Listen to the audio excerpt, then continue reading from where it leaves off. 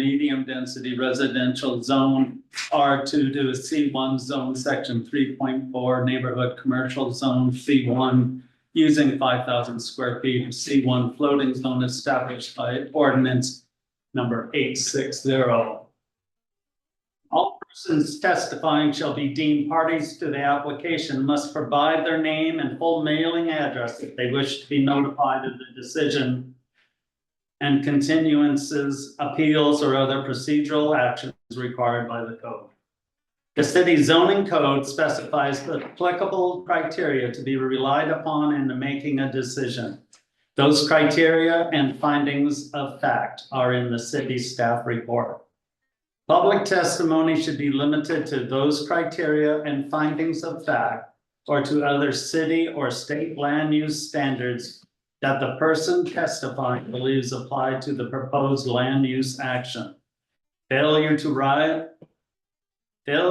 raise an issue in person or in writing with sufficient detail to afford the hearing body and parties to the hearing an opportunity to respond to that issue precludes appeal to the city council or the land use board of appeals, or to seek damages in circuit court due to a condition of approval. Before the conclusion of the initial evidentiary hearing, any participant may ask the planning commission or the city council for an opportunity to present additional relevant evidence and testimony that is within the scope of the hearing. The hearing's body shall grant the request by scheduling a date to finish the hearing, a continuance, to a time and date certain, or by leaving the record open for additional evidence or testimony. Does any counselor need to declare a conflict of interest, ex parte contact, or personal bias? No. I did go to the establishment 2 weeks ago. Right. No question. That's not a conflict. Is there anyone in the audience who wishes to challenge the council's ability to make an impartial decision? Okay. Moving on. Chad, will you give us the staff report? Or is Gary here? Garrett is Sorry. here, and I'm going to defer to him as he is the professional in this matter. I'm sorry, Garrett, please, would you read the staff report then? Sure. I will give you a summary of the staff report, and I'll be available to answer questions and elaborate based on your questions. So the proposal and request is to rezone just 5,000 square feet of the subject property from residential to neighborhood commercial, C1. Essentially to, at least for the foreseeable future, enable the existing use of that property to continue. So the existing use is outdoor seating for the wine shop, which is classified as a neighborhood cafe under our zoning ordinance. And the owner is seeking, clarification that this really is allowed there. And that it will be treated as an allowed use into the future. And the zoning, the rezone request will clarify that for them if it's approved. And so in the future, if the property is rezoned to C1, there are some other uses that could be permitted there theoretically that aren't permitted now under R2. That being said, there's some important realities about this property and the adjacent property that the Pops building is currently on. And it's that the subject property has the septic system for the adjacent building. So really, unless both properties were redeveloped and reconfigured comprehensively, this property is committed to being sort of an accessory and supporting use for the adjacent building into the future. And this rezoning essentially acknowledges that and rationalizes the current situation. And it makes sense from staff's perspective. The Planning Commission recommended approval. It was a relatively easy recommendation for them to make, it seemed. They had some clarifying questions on technicalities.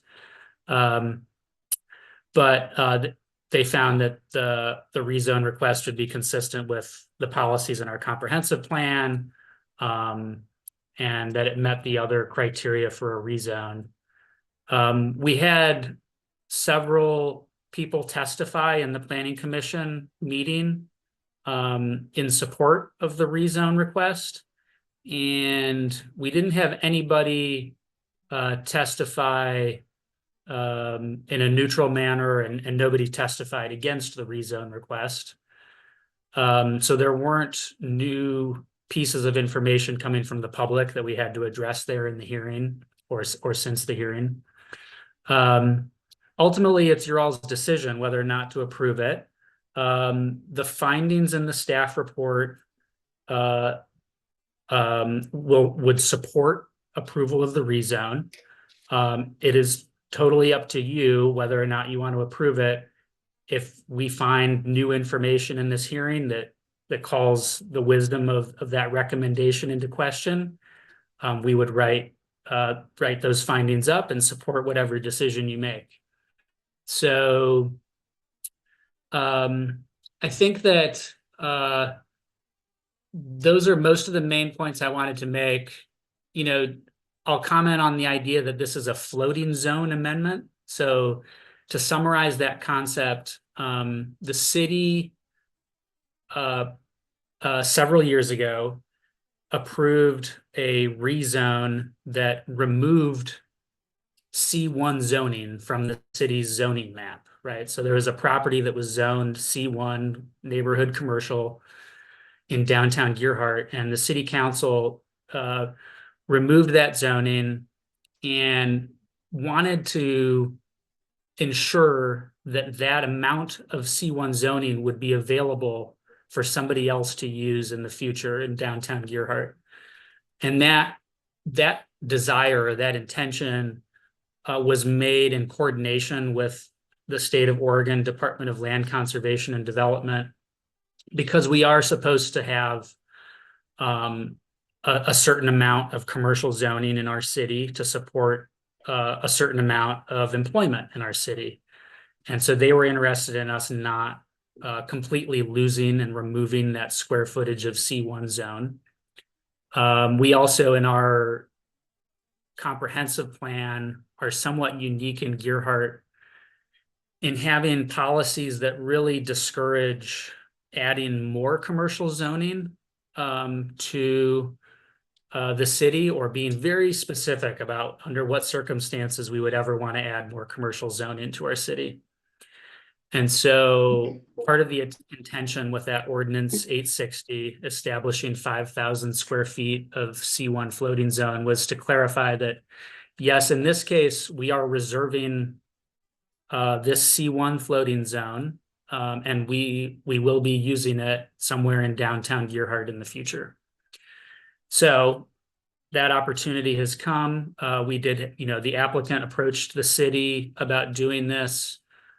Given the fact that there is only 5,000 square feet of C1 zoning available until the comprehensive plan changes something about that, it's sort of like a unique opportunity. And so when the applicant approached us, we said, we'll process this application, but we also need to give other property owners an opportunity to apply.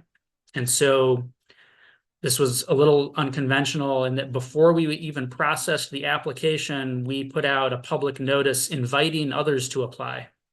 And we got several inquiries, but no one ultimately decided to apply for the zoning other than the applicant themselves that's here before you tonight. So I think that's about all I wanted to summarize for you, some of those key points. As far as adding C1 zoning anywhere in our downtown, this seems like a relatively appropriate location to do so, adjacent to existing C1 zoning, across the street from existing C1 zoning.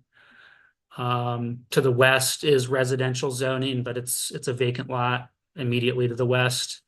So in terms of managing impacts in the surrounding area, it doesn't necessarily get much better than that.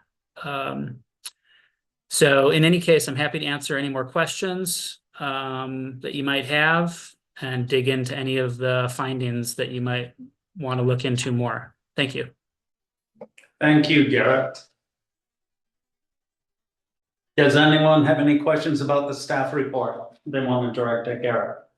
I do. Hi, Garrett.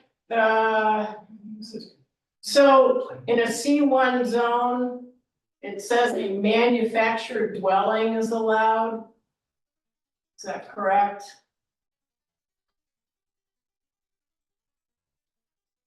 One moment, let me read for myself here. Please.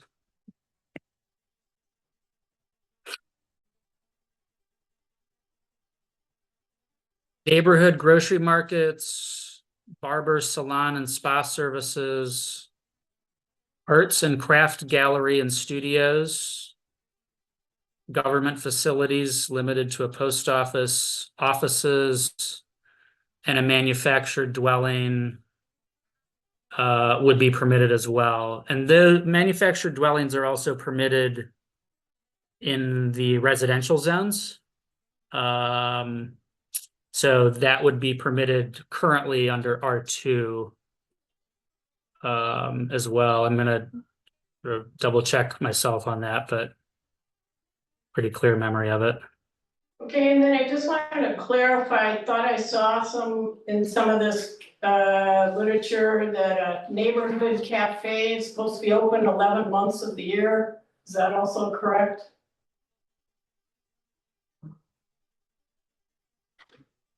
The audio was a little bit garbled, but is it right that you're asking me whether a neighborhood cafe is supposed to be open 11 months of the year? Yes.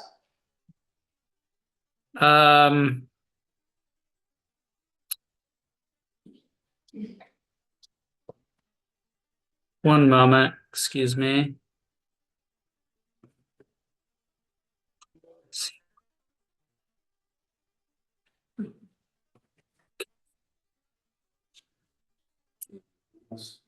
Yeah, the neighborhood cafe. So a neighborhood cafe, as it's described in the C1 zone standards, does not have any language about how many months of the year that it's open. I think that might be an artifact from the way that the code was written. And then it was changed under Mayor Brown, and I think Paulina, you were there as well. To add more, and so was Carrie, to add more features, and I think they took that out at that time. But in the previous paperwork for the variety store, or excuse me, neighborhood cafe, it was added in because at that time it was part of the code. Okay, thank you. Is that part of your paperwork that you've got? Not updated? Well, that's Might have been in this. it's in all the introductory stuff. on Oh, phase okay, three, so all right. I think Back that's- from, yeah, I got it. Okay, thank you, Garrett. All right, I'm going to move on if there's no other questions about the staff report.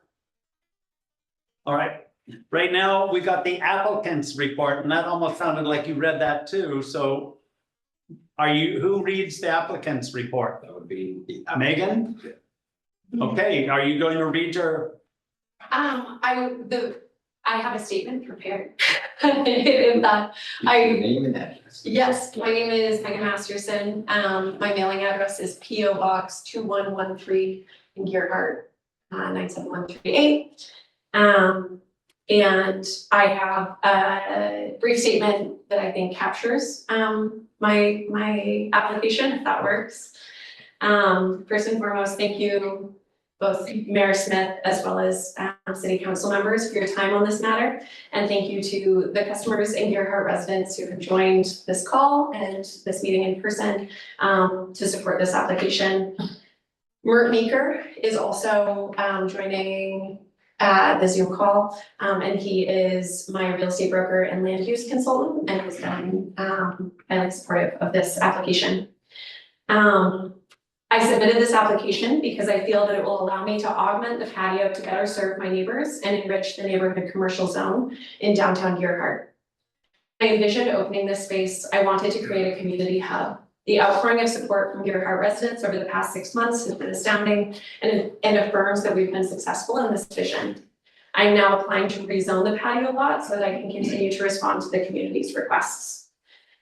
Today's beautiful summer weather that we were experiencing earlier, I think perfectly captures why this rezoning is vital.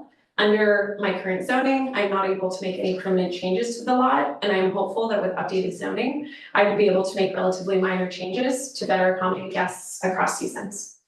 Thank you. Okay, well, thank you, Megan. All right, so are you gonna be talking when I call for proponents, or is that? Yeah, no, that would be, anybody in the audience. Right, well. she Yes, is- I am a proponent. Yeah, no, I get that. It's just, are you gonna make another statement is all I'm doing, because then I'll mark you off my list. Okay. All right, so proponents, anyone being a proponent and wishing to speak on this matter, please raise your hand on the screen. Nobody signed up here on my list. So Looks like you might have one. I don't organized here. Yep, Shelley O'Neill. And Shelley, if you want to unmute yourself, Oh, you can see us. and then if you could just give us your name and address, please. My name is Shelley O'Neill and my address is 201 3rd Street in Gerhart, 97138. Thank you. And just to confirm, you're a proponent. I am a proponent. Thank you, ma'am. Well, proponent. Go ahead. Go ahead, Shelley. I would just like to offer my insight, I guess, to desires of Gerhart community and how much we love and want this space to have a place to gather all seasons of the year, as well as outside on occasion, and be able to be served there in a way that didn't limit that from being taken from us in the future. I believe this is something that will help develop community in the city of Gerhart for locals that live there. Okay, I'll well, end with is that it? Yes, Okay, thank I you didn't very really, I didn't much. really prepare anything like Megan did, so. That's quite all right. All right, are there any other proponents? In the audience, raise your hand. I didn't sign up, but can I speak or? I will allow that. Oh, amazing. Name and address, Yes, please. hi, my name is Heather Day and I have a spot over on 762 F Street, Gerhart. And I'm a big fan of Daughters. I think it's wonderful to be able to walk my dog there. I'm looking forward to enjoying the patio in all seasons and having, I actually love the spritz, like the NA cocktails you have there, and also the wine. So thank you. Okay, well, thank you. Okay, are there any other proponents? Seeing no hands raised, I'm gonna go to opponents. Are there any opponents on the screen? Please raise your hand.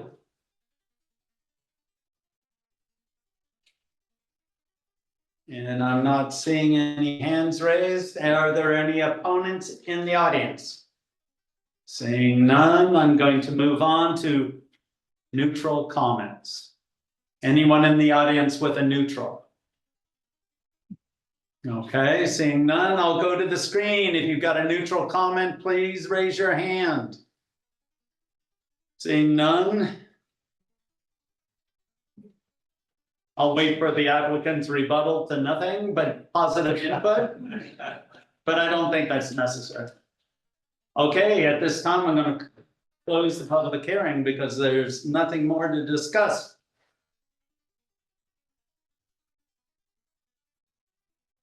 Anyone on the council wanting to discuss this? I don't know if it's discussion as much as, thank you for pursuing this. Because I think it's probably been a long time coming, although I am sure that the people that live around you are hesitant. I'm also trusting that you have, some empathy for the folks that are living around you and that you are not going to start having Ozzy Osbourne concerts in your patio, but for having the courage to come forward and finally ask for something that has been such a point of contention for every business owner there forever. Thank you for having the courage to do this. Okay. So we put you at the back of the list now.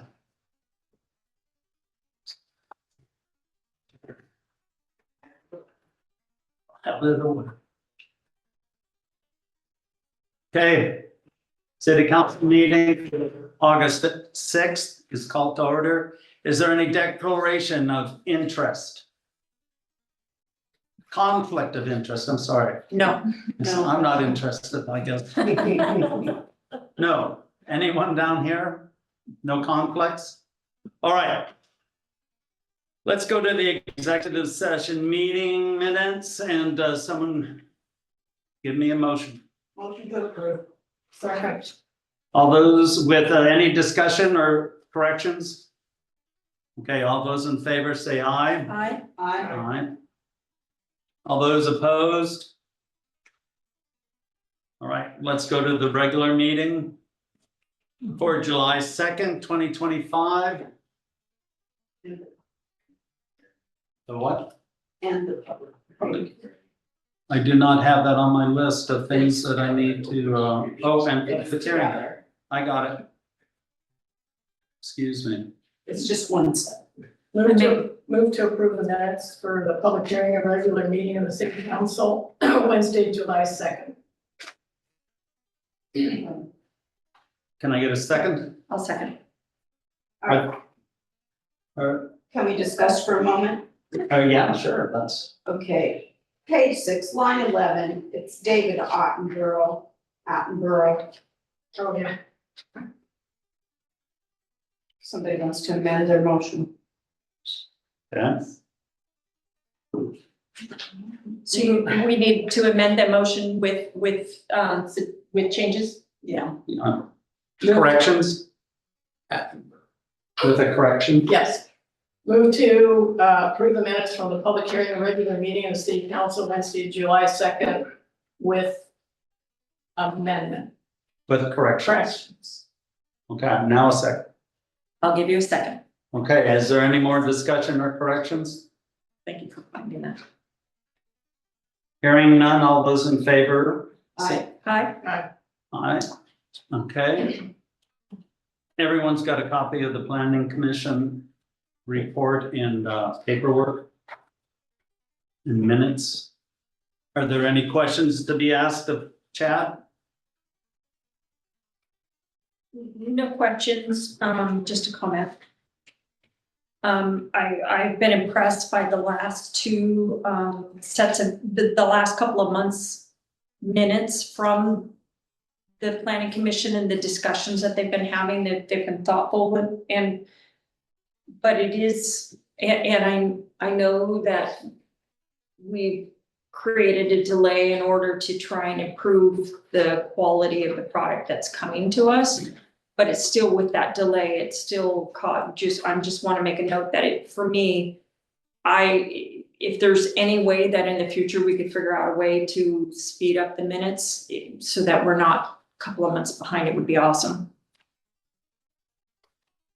But I appreciate their work and I appreciate the quality of the discussions that they're having.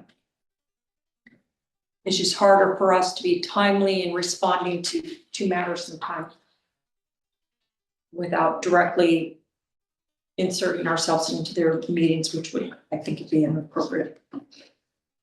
Okay. Anybody else? Okay. I don't have anything to report that I care about, so I'm gonna go to council reports.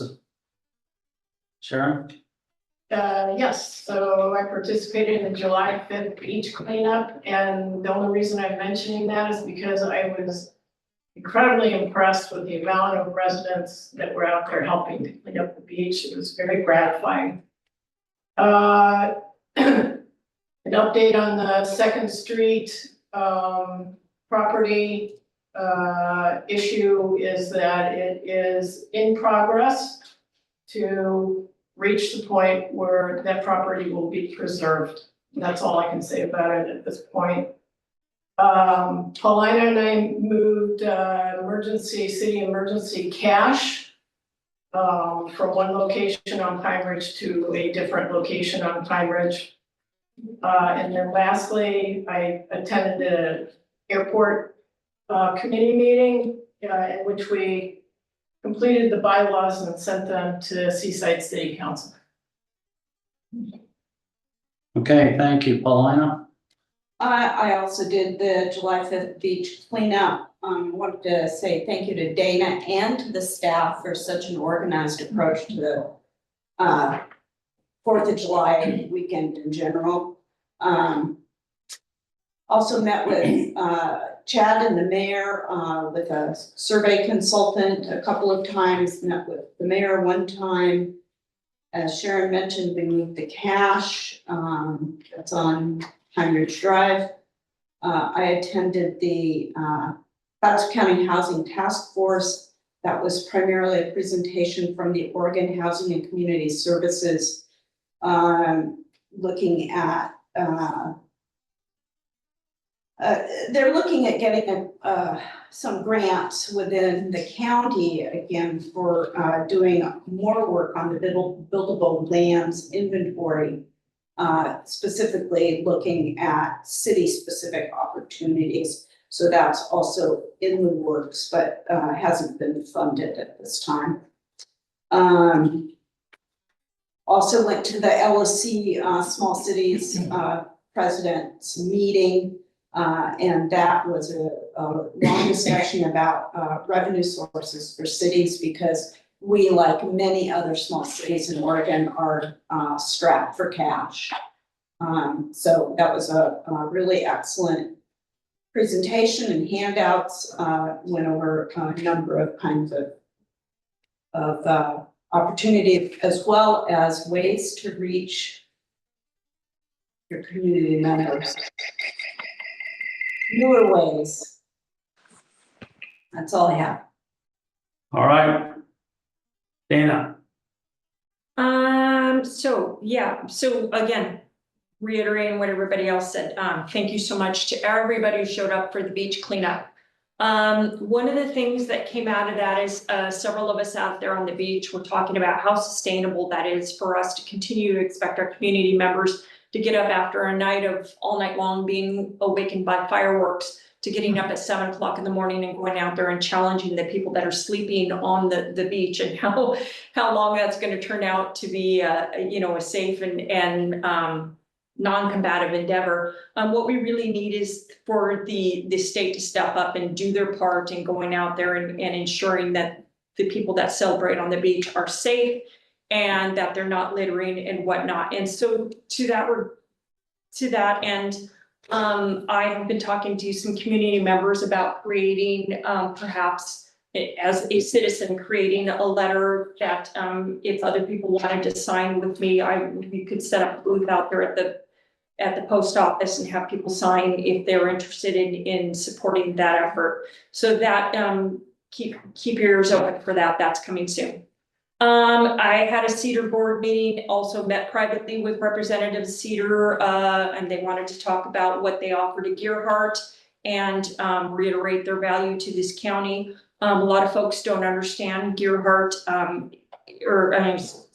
don't understand what Cedar does, not necessarily just for Gearhart, but for Gearhart citizens. For example, if you have a child that goes to school at the high school up there and you're interested in having them developed and enter into the business community and seek internships, Cedar is an avenue for them to do that. So while they may not be necessarily always doing things that are so obvious within Gerhart. The services that we all enjoy outside of Gerhart in Clatsop County, they do assist in economic development throughout Clatsop County. And so we should be aware of that, and they wanted us to be aware of that, and they asked if they could come forward to another meeting, to a city council meeting at some point in the future to talk more about that. Talked with several members of state elected officials and LOC. State is desperately looking for ways to make up the deficit that everybody's been hearing about. In the LOC meeting, they warned about the economic forecast, and it is dim. It's dire. Cities should not expect money to help with serious infrastructure costs that haven't already been locked in for the next 2 years or beyond. And so it's very, very dim. One point of good news was that the TLT changes that everybody was seeking, or we were so interested in this last session, those fell victim to some political posturing related to the transportation plan. But they are expected to be revitalized and go forth. And there is still a lot of support for that. So that may be something that helps us in the future.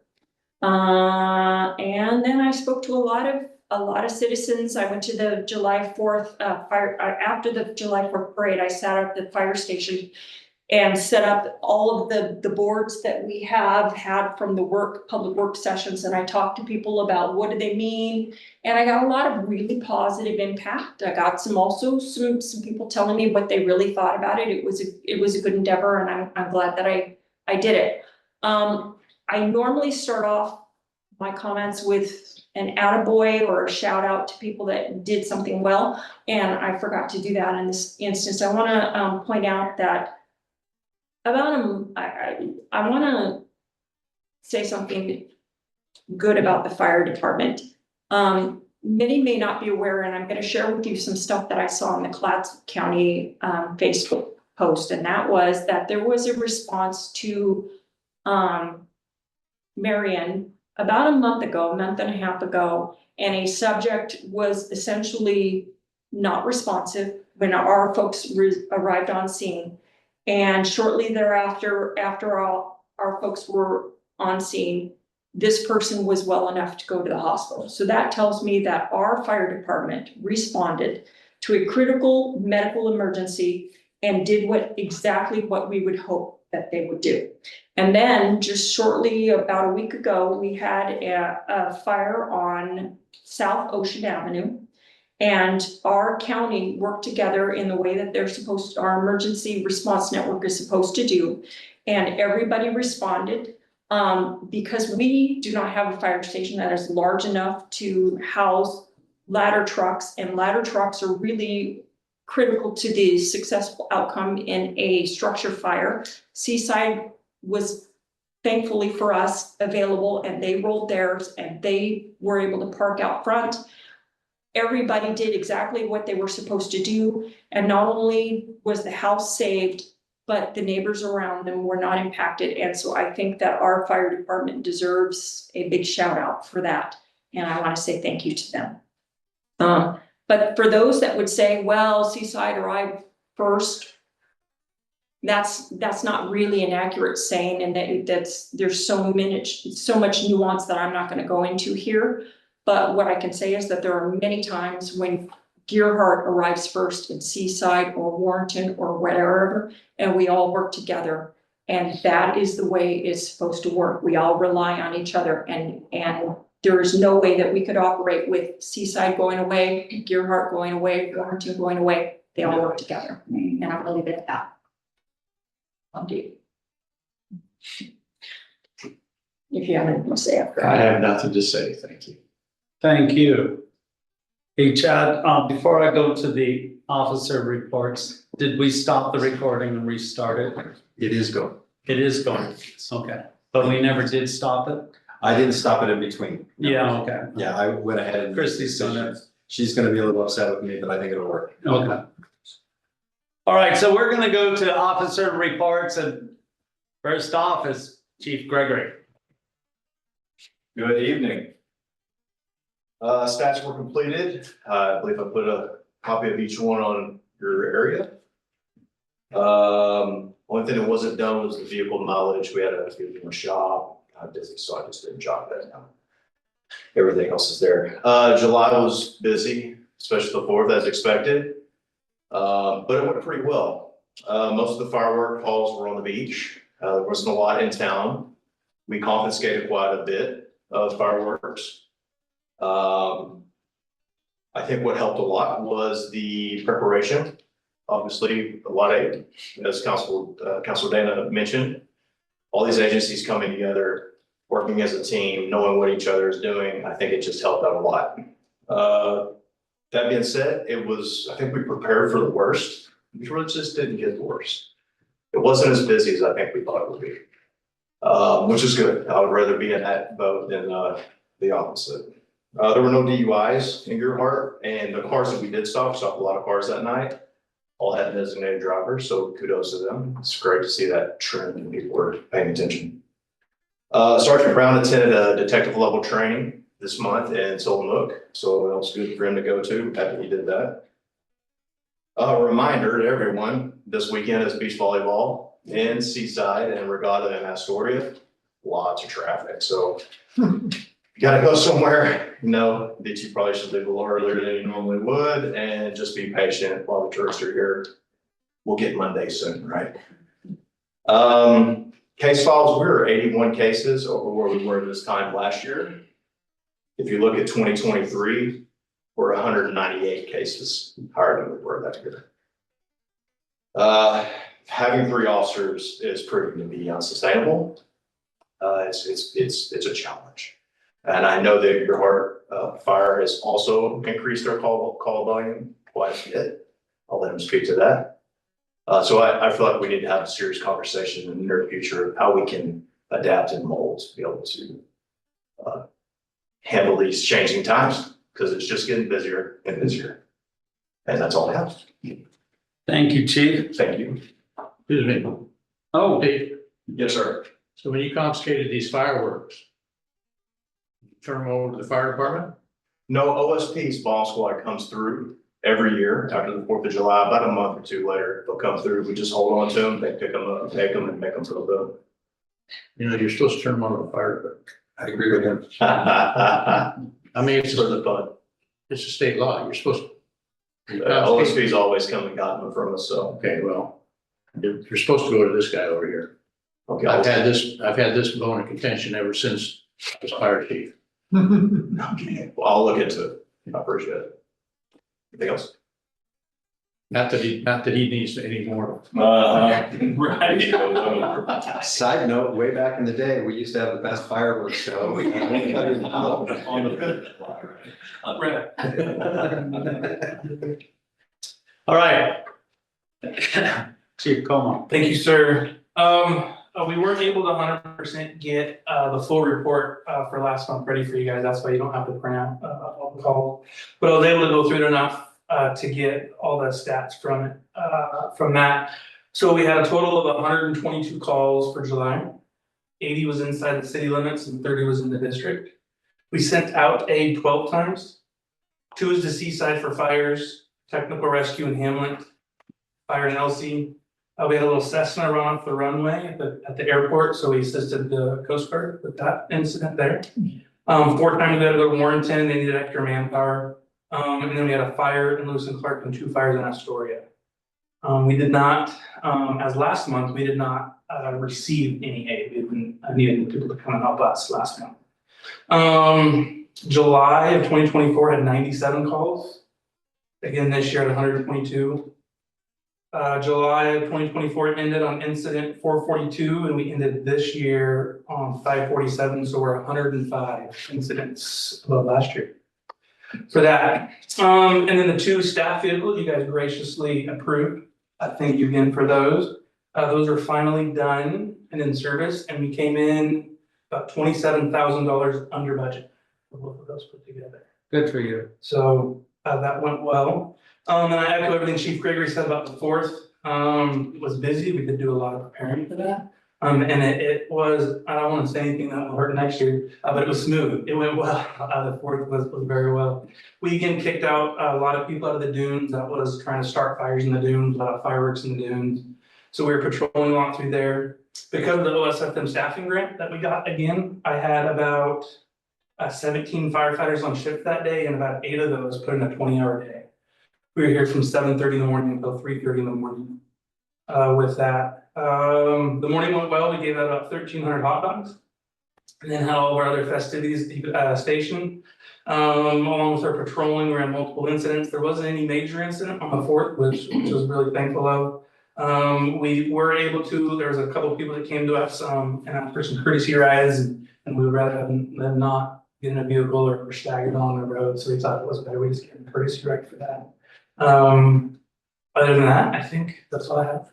Unless you have any question. I just want, so you had about 80 calls last month in your part, I think.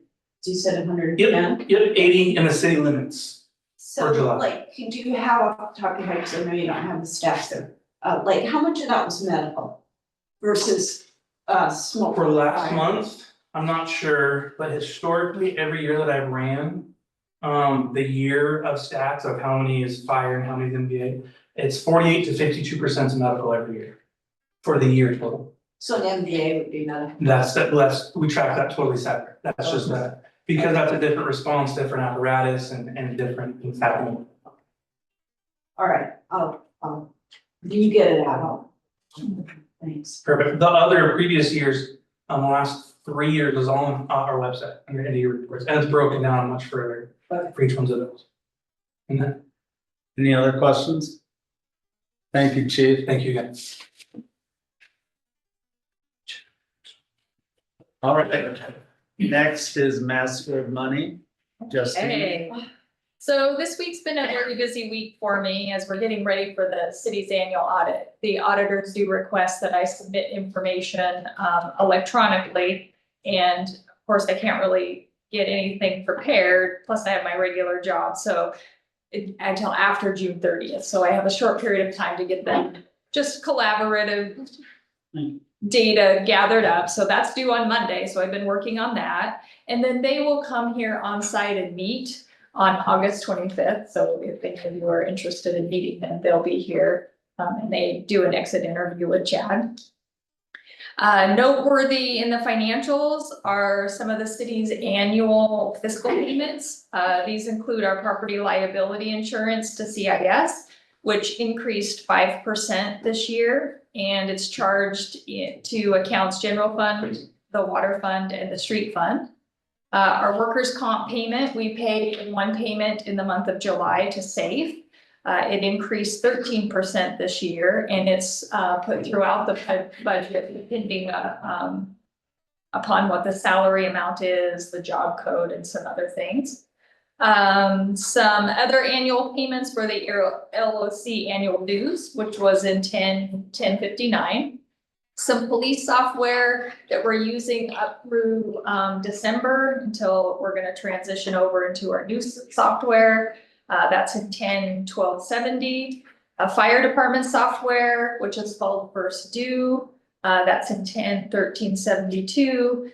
And volunteer firefighter accident insurance, which we pay to Knutson, which was in 10/13/48. And unfortunately, that insurance policy increased 39.7%. So it is I believe it's our first over account this year in the line item. Because it definitely increased more than we thought. It's about $3,000. So it's not a significant amount of money. It's just that something we didn't expect to go up that much. Also, please note that the sheriff's office sent their May and June invoices in July. So on the check detail, there are 2 checks, 2 payments for our monthly retainer, but those were for the May and June payment that we didn't get until July. Also, the approved 2025-26 salary schedule is implemented effective July 1, and that was a 2.5% increase. So that's also in the financial reports.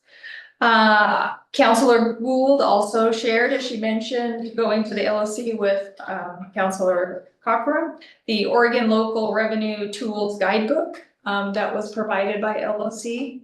And I was really excited to see a resource. It's a great document. I haven't looked all the way through it, but liked what I've seen so far.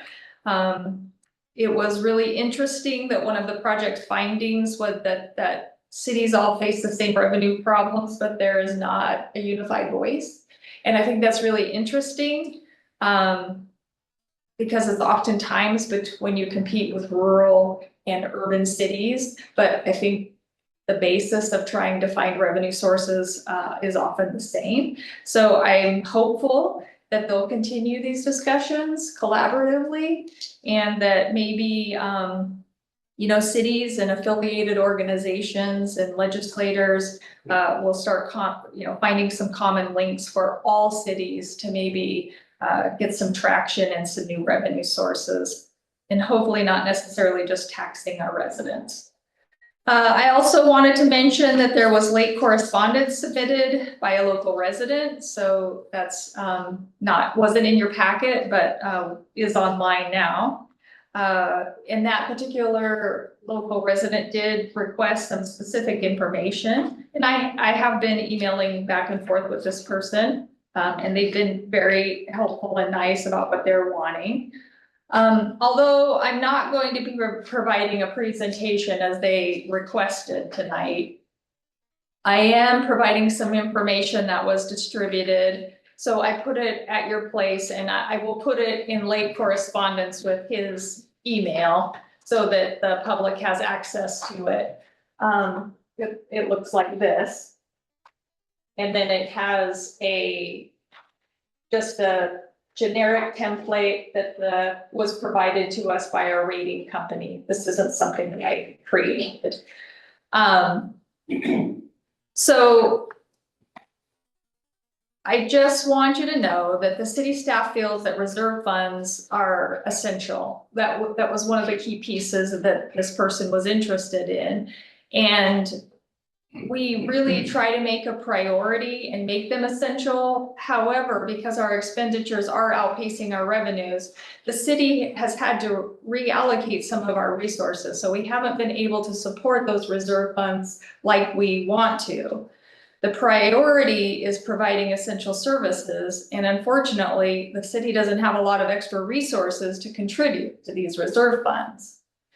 I did also want to mention that it is accurate that under the methodology for rating US governments, which is in the information I provided, reserve balances are a factor in determining the city's credit rating, which does play a role in the process of when you get a general obligation bond, how desirable and that you are to borrowers. It's also accurate that at the last rating review done by Standards & Poor's, the city rating was lowered one notch to A from an A+, which is still a very strong rating. And one of the credit factors noted was that the city's nominally thin reserves. Again, city staff take this seriously. However, we also have to balance operating financial stability, which has put a strain on allocating resources to reserve funds. So we want to improve our rating and we don't want to see it decrease, but we also can't really sacrifice a lot of the things that we consider essential services. So we are aware, we talked about it in the budget committee, we talk about it. It is important, and we'll do everything we can to try and support those reserve funds. All funds that went to the public safety building project came from Fund 79, which is our building reserve fund. And we're charged in account 797900 public safety facility project. All of these transactions for this project were listed on the appropriate check detail. So every month we submit something. Every time there was a purchase, it would have given the vendor's name and it would have given a dollar amount. And it's collaboratively grows each month in our financial report. So None of those numbers were hidden in any way, so I don't want to give that impression. And you can go back and look at them, and you certainly could call me if you have any questions. And I'm working with this person. So this is what they wanted. They wanted ending fund balances, which are on our audits on our webpage. I simply just took them straight off of there and then showed just some kind of graphs. The problem that's misleading with this, and that we probably could have a whole, financial review on it, is there are things that happen in here, like the police car. We purchased a police car, so the reserve fund drops. We purchased 2 new vehicles for the fire apparatus, so it drops. This curve in our general fund, we all know it. Standards and Poor's noted it in their thing. We got a American Rescue Fund, so our revenue increased artificially from federal money that we received. So it looks like it went up and then down, but really we knew that the money was going anyway, so. Just to piggyback on what you said in the LOC meeting that Paulina and I attended, they said that 2/3 of cities in Oregon are expected to be in deficit this year or next year. And people don't understand, because we're all required to keep balanced budgets, what that means, but essentially it means what you just said, that we're struggling we're going to keep the balanced budget, the budget balanced, but it's the services that take a hit. And people want more services while remaining at the same amount of pay, and it's something's going to happen. Anyone else? Just a quick clarification. It seems like I remember that the bond rating that going from A to A- was also part of their process of they re-criteriaed Correct. what it That is takes to be an A Yes. and kind of. and Yes. It wasn't something we did. It's nothing we did. They Right. simply changed the methodology, and then they went through the methodology and selected, not arbitrarily, but selected because of the process, which a lot of rural communities were selected and government agencies, and they reevaluated those ratings. And just simply the methodology of how they're calculating it, Gearhart did not perform as well. Nothing that we did impacted that, other than who we were and a new method, new calculation. Thank you. Anybody else? Thank you, Justine. All right, we're going to move to city attorney, and the introduction is, hello, Chad Jacobs. Hello, everybody. My name is Chad Jacobs, and I'm from the law firm Barry Elsner and Hammond, and I'm happy to be here to serve as your interim city attorney as you go through the RFP process. Peter was a good friend of our firm. We worked with him for many, many years. He shared office space with us. We've collaborated with him for many years. So, and we know Chad as well. And so when Chad called and asked us to step in as an interim, of course, we said, yes, we're happy to help out. We're here until you guys can find a new city attorney.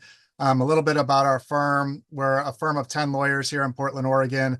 All we do is government law. We don't take on any private clients. We currently represent about 26 cities as their city attorney, including some of your neighbors. We basically have all of our attorneys work with all of our clients. So while I may be a face that you'll see most often, it's possible, depending on the subject matter, that there may be another attorney from our office attending one of your meetings if they've been working on a particular issue. For example, we have one attorney in our office who's a land use expert who's been really working with your staff on land use issues in the couple of weeks that we've been on board. So depending on the issue, you may see other people, but the whole idea is for our firm to be a city attorney's office that you might find in cities like Salem or Beaverton, for smaller cities who can't afford to have those attorneys in-house for themselves. So that's a little bit about us. Again, I'm really happy to be here. We've been working with staff. You've got a great staff. We've really enjoyed working with them so far. We feel very lucky to be able to help you guys out during these sad times. And if there's anything that we can do for you all, please don't hesitate to holler. Thank you very much, Chad. Any questions? Just a comment, these are the folks, and Chad is exactly the attorney that helped us with our camping ordinances. Was it last year? Was it last year? I think 2 years ago. 2 years ago. Well, they've been working well, so thank you. Absolutely. All right, moving on. Chad? I'll keep mine a little shorter. We're talking a lot about revenue sources for the city of Deerheart. And I just want to remind the council that that's something that we thought about talking about early fall. When things kind of slow down a little bit for the staff, and then we can start getting into those conversations. So keep that in mind, that we'll be discussing some of those options that you've learned about and other items having to do with that. Building department is doing well, but it is actually quite slow in the building department as far as new permits come in. We are definitely lower than we were the year before in our incoming permits so far for this year. And last year, we ended up lower than the year before that as a year in total. So things are kind of slowing down. We're not seeing a lot of the building permits coming in. Apparently, building costs are potentially flattening out a little bit and maybe getting a little bit better, but not by much. So I think it's just a function of the economy at the moment and people waiting to move forward, and as well as less land to build on in Gearhart is also starting to be an interesting factor in Gearhart for our planning department. So we'll continue to monitor and report on that. Public Works has installed all the water meters to replace all the old ones in town. They are finally finished with that project. I think -2 or 3. Which are some bigger meters that we're having to replace and a little bit more complicated. So that project is finally done. And that was a big project for the Public Works Department and the people that helped us along with it. We were pretty well getting ready to move into being able to do digital reading, and then our digital reading system hardware fried. And so we're waiting for some new hardware for that to come in. We've been using it as testing and things like that, and for some reason it just smoked. And yes, it is out of warranty, so we've had it for a few years. So we're working on that now. And then we'll be able to start reading wirelessly, testing that out, and eventually going to complete wireless read and no longer using the company that we use for the in-person meter by meter reads. So far, over these last 2 weeks, we've had quite a few tree permits come in, so there's going to be some work out there. Over the last 2 weeks, I've probably spent about 8 hours on tree permits to manage those, and I think they're going pretty well. And after that, other than what everybody else already reported, I don't have anything else at the moment, unless you have some questions. Any questions? Will the speedometer, electric speedometer thing be hooked up? Yes, so the city just replaced those 2 speed signs. One of them is working on a solar panel. The other one is under a bunch of trees, so solar panel doesn't work. We're working with Pacific Power to get that connection done and just waiting on it at this point. All right, any other questions for Chad? All right, moving on. We're gonna go to the visitors section. And I have a yeah, I've got that. I just need the disclaimer about visitors talking about something on. Oh. Did you? I think. Got it. All right. Visitors. That's Terry Graff, pickleball in residential zones. Name and address, please, Terry. Stand up and You can do whatever you want. Song and dance. I just spent 4 hours in the demo chair having deep cleaning, so. Hang on. It was late May, early June, I was walking down Ocean Avenue. And as you know, there's an abandoned pickleball or tennis court there that hasn't been used for 30 years. And somebody was refurbishing it, and I went up and asked the guy what he was doing, and he said he's putting in a pickleball court. And that raised a red flag for me. And so the June 12th Planning Commission, I went and asked them if they would consider revising R1 to prohibit pickleball in the R1 zone. And I think there would be a lot of public support in Gerhart for this. The last time this came before the planning commission is when they wanted to add another pickleball court to the one that's existing. And I remember at the planning commission, there were probably close to 70 letters that showed up in opposition. And then when we had the meeting, there was probably 20, 25 people who spoke. And the pickleball people, as you probably know, withdrew their application. So I think there is support for doing this, and I haven't heard any opposition.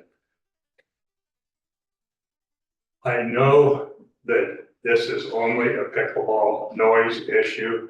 People have told me I want to ban basketball, I want to ban volleyball, I want to ban tetherball, badminton, whatever. We've owned a house on South Marion for 30 years. It backs up to a sports court. It has a basketball hoop there. And every summer, there's plenty of kids playing basketball. We've never complained once. It's not a basketball issue. It's a noise issue. It's pickleball. At the end of our street on South Marion is the old Young Life, and they had a full basketball court there. And every summer when the campers would come, they'd play basketball, they'd play volleyball, they'd play tetherball. We never complained once. This is strictly with me an issue that has to do with pickleball. When I appeared at the planning commission meeting, they were very receptive to doing something, and they asked Chad to go out and do some research on the noise issue. And Chad went out with his meter, I don't know what you call it, and he came back and reported that if you're 100 feet away from a pickleball court, it records 73 dBA. I don't know what a dBA is, I assume it's some noise. 30 feet is 78 dBA. The allowable dBA in Gerhart under your code is 55 dBA. This particular house has two houses, one on each side adjoining, one behind it that's adjoining the property. There are two houses directly across the street, or probably within 35 feet. And I didn't take a tape measure, but I pasted off, and there's 6 other houses that are within 100 feet of that pickleball court. Now, I think this pickleball court could be just a one-off, because as you walk around Gerhart, you see a lot of double lots. And I think it's just a matter of time until somebody says, hey, I want to put a pickleball court in. So I think you have to get ahead of this. And when I say get ahead of it, I remember to go back all those years, we came out of the forefront of short-term rentals, solved the problem before it really happened. This appears to violate the noise ordinance because it's 70-something instead of 55. But if you rely on that, it becomes an enforcement issue. And when I talked to Chad about if I want to make a complaint when I hear pickleball down the street, he gave me a name or a number to call the office. But I know whenever I call the office, he's usually not here. He's out working somewhere. And he said, well, they can find me. And then on the weekend, when they would be apt to play pickleball, he gave me another number. I guess it's a police department, Seaside or something. So if it becomes an enforcement issue, it's a difficult issue to enforce. And Chad would have to go out there and get confrontational with the people who are playing pickleball. It would be bad blood between the neighbors because I'm calling and turning them in, and they wouldn't like that. Just one last thing. If they want to play pickleball, we have public pickleball courts that they can walk 2 minutes away down the street and they can play pickleball. So what I'm asking you to do is, well, I guess when I went to the planning commission meeting, they were reluctant to take it up. They really showed that they wanted to do something about this. They recognized the problem. And they were very receptive, but they didn't want to do something on their own without coming to you guys first. And I think they felt they got treed, that when the planning commission did something with trees and came and did it kind of felt whatever. So they wanted, what I'm asking you to do tonight is either say, hey, we can take it up as a city council, or refer it back to the planning commission where they can do all the research and all that sort of stuff and then bring it back to you. And to me, it looks like there are maybe three options. The first option is to do nothing, which I hope you don't do.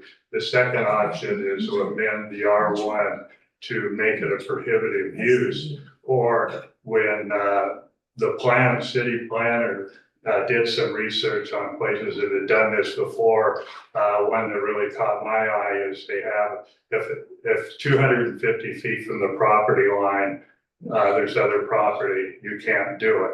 Over 250 feet, I think it was up to 600 feet, you could apply for a permit, and then over 600 feet, you didn't need to worry about it. And I think that might be an option because across the way, the way being the highway, there are a number of large parcels over there, and they may want to put in a pickleball court, and it wouldn't bother anybody.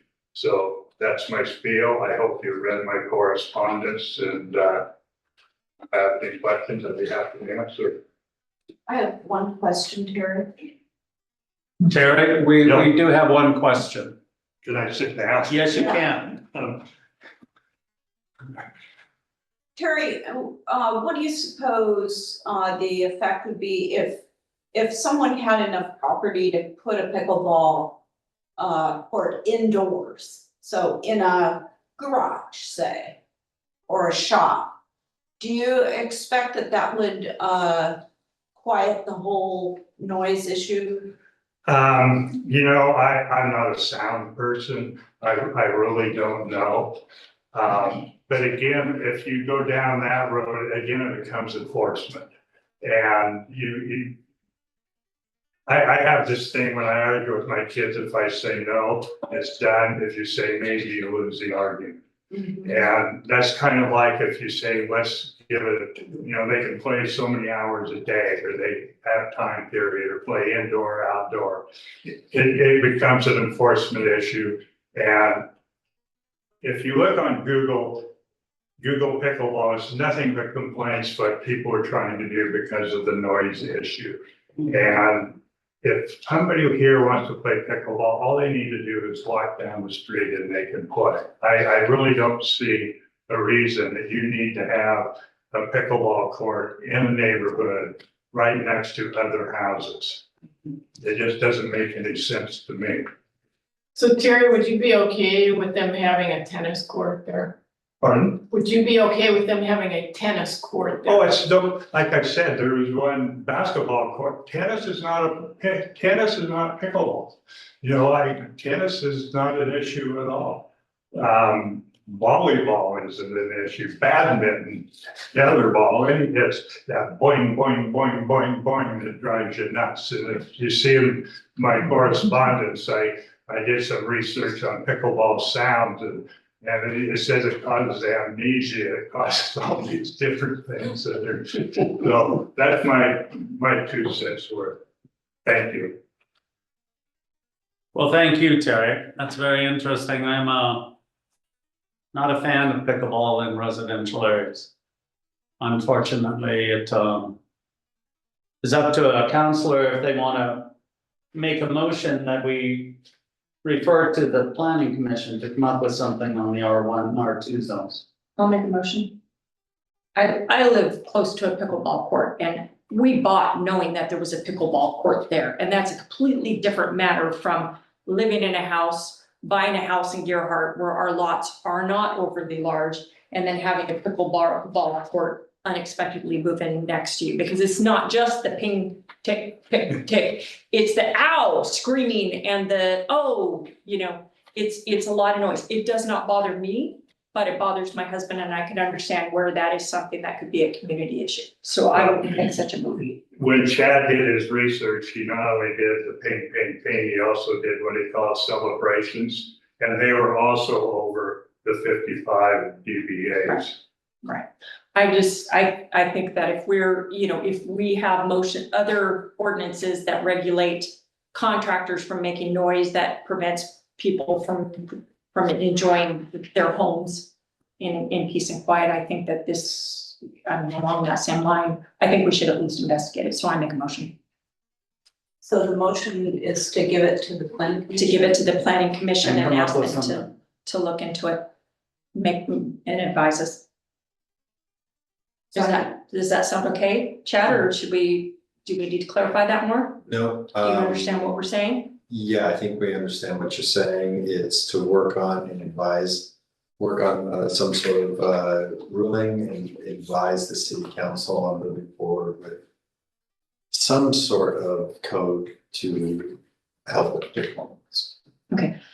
One more question for you. I walked past that address today and it looks like it has already been resurfaced and restriped. Has it been restriped for Yeah. tennis or for pickleball? I don't know the difference. So, and it's my understanding, I think Chad told me this, that originally they said, hey, we're not gonna put in pickleball, but they did stripe for pickleball. It's a different color, I think it's a red stripe there as opposed to the white stripe. I don't know if they ever promised that. They were thinking. Yeah, Well, and one more thing to make a note about promises, they're all well and good. And these folks may be great neighbors and may only play once a week for the rest of the time that they're there. But once you know, if you don't do anything, then they have the right to then sell to a house they may have pickleball all day long. So that's what you have to worry about. I guess so. Okay, Has anybody asked the new owners of the DeSico tennis court whether or not they're gonna put up sound barriers? I don't know. I think we ought to go down that path first. No, we discussed it, and then when the city looked into sound barriers and then conferred with the city of Lake Oswego and a few others, we found that the sound barriers were not effective. Almost no matter how much money we spent on it, rather than you could build walls, but even then the sound seems to permeate. It's a different sound. I know what it is. Yeah. Yeah, it just seems to have the ability to go through things. So I think the mayor had asked the staff to look at the potential for putting up soundboard. We went down that path, found that it was somewhere near $20,000 to put up the highest quality soundboard that they had, and then the owner of the company says it's probably not gonna work with. So there just hasn't been any work to do that. I also know they're working on new paddles and new balls and trying to get that figured out. But that hasn't come to fruition yet. But that is one thing that the planning commission can look into and see if that would be a requirement worth doing. Well, this particular court is right on the property line. I know where it is. Yeah, it's I not, grew up here. so to put up a sound barrier, I'm not really sure that could buckle it or not. And it's also out the back, there's a house directly behind it that adjoins it. I would be interested in hearing about the least intrusive way of protecting the neighbors' rights around them. all right. Say aye if you want to send it to the planning commission. Aye. It hasn't been seconded. Yes, it has. I seconded it, okay, thank you. Sorry, I'm sorry, I didn't know you didn't hear. sorry, thank you. You would revote, so I.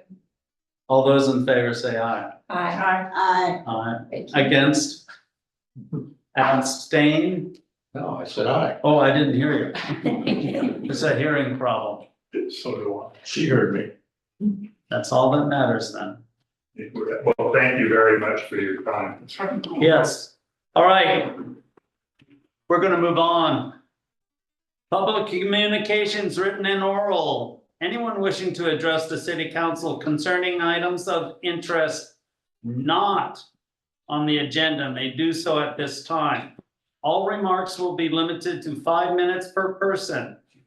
Requests to comment electronically must be submitted by email to the city recorder at info@cityofgerhart.com no later than 4 p.m. the day of the meeting. In-person attendees wishing to speak are required to sign in prior to the meeting. We're going to start with the sign-in people, and then we'll go to the TV people. John Mangan, is that correct? I think he just left. He might have just. Actually, yes, I'm still here. And Yeah. that is Oh, there it is. I'm sorry, John. yes, that's okay. Thank you for calling on me, and I appreciate the opportunity. The only thing I was going to do is John, address, please. Sorry, Yes. your name and address, please, sir. Oh, sure. John Mangan. Our address in Gerhart is 234 South Ocean Avenue, postal mailbox 2019. And we've owned the house there on Ocean Avenue since 1958. That's the year I was born. And I simply wanted to get up and echo some of the comments that Terry made. I support his correspondence to you, and I appreciate your willingness to send the issue about the pickleball court to the Planning Commission for further review of some options. We're probably within 50 feet of that court. I will tell you that when Mr. DeSico was actually alive, we did play tennis on that court, and we didn't make much noise because tennis doesn't make much noise. But we're very concerned about that constant irritating noise across the street. I know my neighbors are as well. And I know you've had a lot of complaints about the public portion.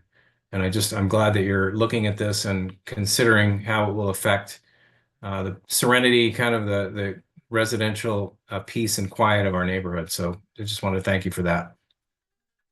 Well, thank you, John. All right.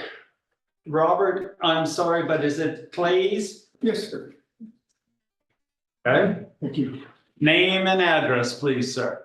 Robert Place, 18509 Northeast 78th Way, Vancouver, Washington, 98682. The city has my address. I'm here to contest my water bill. I've had the house in Beechwood for 20 years.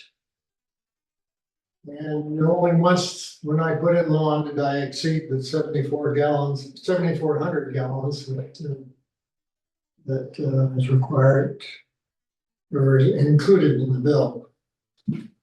So if you look at my statement that I handed out, you can see that the May period was represented 90,000 gallons for $6,500, $1,650. So obviously this was a matter of concern. I understand the situation. I provided a house diagram on the backside. We have a shutoff valve just going into the house. Valve number 1. And we have a shutoff valve going to the drip system, valve number 2. Now, initially, we had the old meter for the May reading. And 3 days before the end of the period, we now have a new meter, which only indicates flow and non-flow. So, at any rate, we shut off the house valve, looked at the meter, and there was no flow, so the line going to the house was good. Then we opened the meter, and there was flow. How much, I don't know, because really. So then I went into the house, shut off all the toilets, washing machines, went under the house, and there was no visible water flow anywhere. So that indicate my solenoid valve number 2 was giving me the problem. And I removed one of the solenoid valves on one of the drip systems. There was a small flow coming out, so I knew that the valve was. So this is the valve. I cut it out, capped the system, and now we have no flow, and everything is off. So this was the culprit. So I hooked up a hose. Home Depot got a fitting and hooked up a hose and measured 2 cups of water. Took over 2.5 minutes, approximately. I did it twice to make sure I didn't make a mistake. And you go through the calculations there, we did about 75 gallons per day, 74 50 a day. Now, the house, we normally keep the house valve shut off when we're gone. We only use the house about 2 months a year, mainly during fishing season and planned beginning season. So normally this valve, the shut off valve to the house is closed all the time. But my son inadvertently left it open for 24 days. And in that 24-day period, the house was occupied for 5 days. So going through the calculations there, we had 1,788 gallons over 24 days. And I added 50 gallons a day for the occupancy. I have no idea how close that is to normal.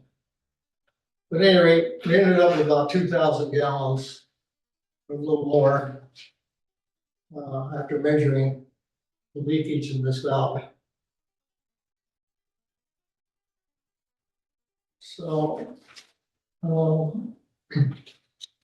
was interesting in talking to my neighbor had exactly the same bill 2 months earlier, $1,650. And he's a normal resident, full-time resident. And of course, it was on the old water meter. So since roughly 2,000 gallons that we estimated we used during that period is below the 7,400 gallons of the minimum payment, I'm requesting that you grant me a minimum payment instead of the currently $1,000. Okay. And I'm willing to hand this over to the water department if they want to test the leakage on this valve. The valve's been in here for 12, 15 years. And I've always had it closed, so I never knew that it was leaking. Any questions? Did your son help pay any of the bills since he left the valve open? No. Just a thought. And just to update you, Mr. Claes did put in for a water reduction. And we approved that water reduction based on the fact that he found a villain. So as soon as we find a problem and we can eliminate that problem, then ordinance allows me to give up to 40% off of the bill. And that's what we have done so far. So that would be a total credit issue of $633.80. And Mr. Claes was just taken aback a little bit by that and was hoping that the council would allow to do more. I think at this point, I need a little bit more information. That's the new meter, and then the old one, I don't want to spend a lot of time investigating this because I just kind of came up with something new to look at here. None of those are his. None of those are his, okay, that's it. So, there was some sort of leak, the water did go through the meter somehow, the meter looks like it's still working correctly. We're not sure how that amount of water actually leaked out, but it is not unknown. It's happened before, being on sand, it disappears pretty quick around here. I could do one more investigation to really go through the data to see where we're at with the leak, and then we continue to monitor Mr. Cleese's meter to make sure that we did in fact get the villain, if you will, the broken piece. But we did give the total credit amount of 40% based on the information that we had. If the council is able to authorize me to give more if need be, or can authorize me to go back and take one more look at it and to monitor it. And if we do in fact have this solved, which I believe we do, then you could authorize me to give more of a discount or not, or to leave it the way that it is. We do have a lot of people that come to us with these problems in Gerhart, and we don't typically come to the city council asking for the discount. Generally, the 40% is good enough. Some people may grumble a little bit, but if seems to be working. So that's what I know. Okay, so let's find out why his neighbor got the same bill. That was a different situation, having to do at another time that also had to do with some leakage, I believe. It was. Yeah, and we double checked when we read the meter, we're not cross reading meters with the Okay. neighbor, because that's something that we have. Has actually happened before, and I Right. don't think that's the issue, and I can dig into that a little bit more, but I don't think that they're similar. Okay. I do want to point out though, that it was the old meters, not the new meters that we're talking about. Sure. Yeah, so the old meters were a problem, but generally they don't read as much water going through as the new meters do, they're less efficient. So we could have been losing even a little bit more based on the age of his meter. But that was also an issue in looking to. Preston? So do the new meters have a spider? Yeah, there's something similar if it's not a triangle. Are you talking about the piece that moves to see that it's rotating or not? And then they are not as much of a mechanical paddle wheel as they are now using more of a beam. So. Okay, I had a client, somebody that took care of their house at Palisades. And they received a water bill that was, he considered it outrageous. And I went and checked all the valves, every toilet, everything. And in the master bedroom, in the master bathtub, the toilet, it was leaking such a minimal amount that it didn't show up in the bowl. Okay, his son actually found it. And I mean, I went there every day and monitored what the readings were. And, you know, it was taken like somewhere between 15 and 25 consumption units every single day. Just a minute, small leak. But now, my current meter, the new meter, just shows flow or no flow. And with everything open and this valve removed, capped off, I have no flow on the meter. See, so the spider isn't going around. There's no spark. Yeah. It's just a digital. It's a digital readout that says flow or no flow amount, so I was. And Gotta be just to correct. clarify, this occurred in May. It looks like that's when your high reading was, and we've had a reading since then, and everything seems to be, like you said, you did what you needed to do to fix it. Right, this was the culprit. Okay. So we're talking 2,500 leakage, which is a long ways from 90,000. Right, according to your calculations, I got that part. It, 2038.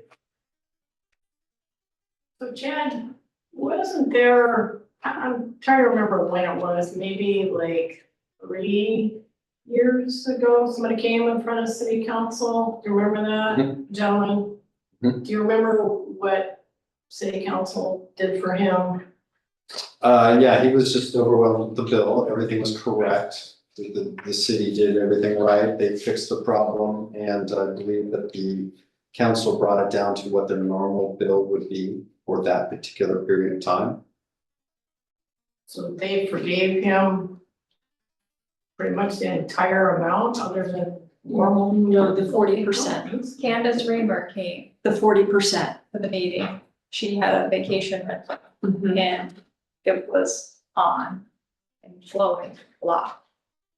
And then there was one other instance where we had a gentleman She come only got in the 40%. before that we did do some relief for, but that was more than 3 years ago, I think. But remember, it's 90,000 gallons in 24 days. Because the other time it was all turned off. Yeah, I did some math on that at 1/8 inch pinhole, that's 74 PSI of pipe, running 24 hours a day, 7 days a week, we'll run 20,000 gallons of water per 1/8 inch pinhole, so about a pen that you can get from sticking your pen into a pipe. It's all time intensive, and people have a hard time accepting a lot of times that much water can go through their system. Landscapers especially when their clients get their first bill. And they've been in there, so we're not sure, there wasn't any evidence of any flow throughout the property. It looks like we did get it taken care of and we had given a 40% discount. And why don't you get the copy of a couple of, you've had the house for how long? 20 years, sir. So if we got a copy of the May bill for a couple of years, we could look at that and amortize the flow. I don't believe we can give everything back, but, No, that's generally the way we would want to do it because sometimes in the summer, people do more water. So we want to average out that period of time with more water and then make sure that they're responsible for at least that much. right. So can we do that? Yeah, with your blessing, I can do almost anything. Does anyone want to bless him? I think your suggestion's great. Okay. Great, we'll go ahead and do that. All right, thank you. I just think the difference between this one and the other cases is the change of the water meter, and that kind of throws the other one, it was clearly, and we did everything we could for that person by turning the water back on when we shouldn't have and allowing them to rent out the unit and continue to waste water for the weekend and all of that. We did everything we could for them, and this is a different circumstance. Our meter has been changed, and I think tie goes to the runner. We should be very careful with this one. Yeah, we can not pull that meter, it's gone. I mean, it's no longer in our possession, so we cannot. We can't prove Analyze or that. disprove that it was functioning or not functioning. Gotcha. That's correct. So if we could have that valve, I'd love to have the PWs just put it on the hose and see what we get, but that's what we're going to do, okay? Don't hook it up to anything. Okay, and now we'll go to Mary. Are you happy with it? Yeah. I just supported. Okay, well, thank you, Mary. And now, Bob Murray, you're up. Yes. My name is Bob Maury, address is 271 D Street, Earhart, 97138. I have empathy for Terry's situation. However, I had a lovely meeting with the owners of the children of the owners of that new sports court. It's a sports court. It has lining for pickleball. You aren't banning a pickleball court, just ban the playing of pickleball in the city of Gerhart.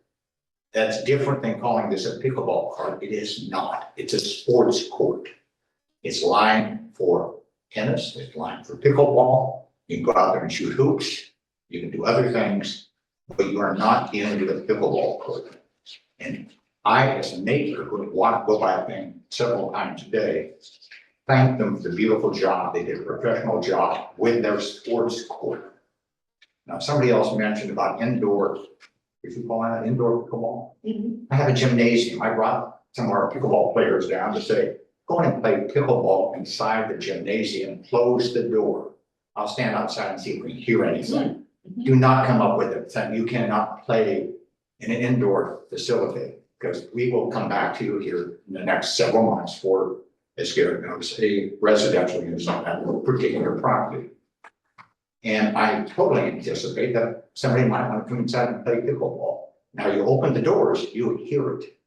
So be sensitive when you do that. But this family has owned that property where that sports court is for almost 50 years. They bought it with a tennis court. They actually sold their house to the north of it and then built that other house. And I'm gonna meet the parents here this weekend. And again, thank them for what they've done. They really did improve the look of our street. So, thank you. Thank you, Ron. All right, moving on, we're going to go to Brad Wenger. Name and address, please. I think he left with Terry Graff. Okay, well. Okay, let's go to our written correspondence, please. Somebody, if you see it before me, tell me. Well, we have a letter from, this is John, he's already talked. We have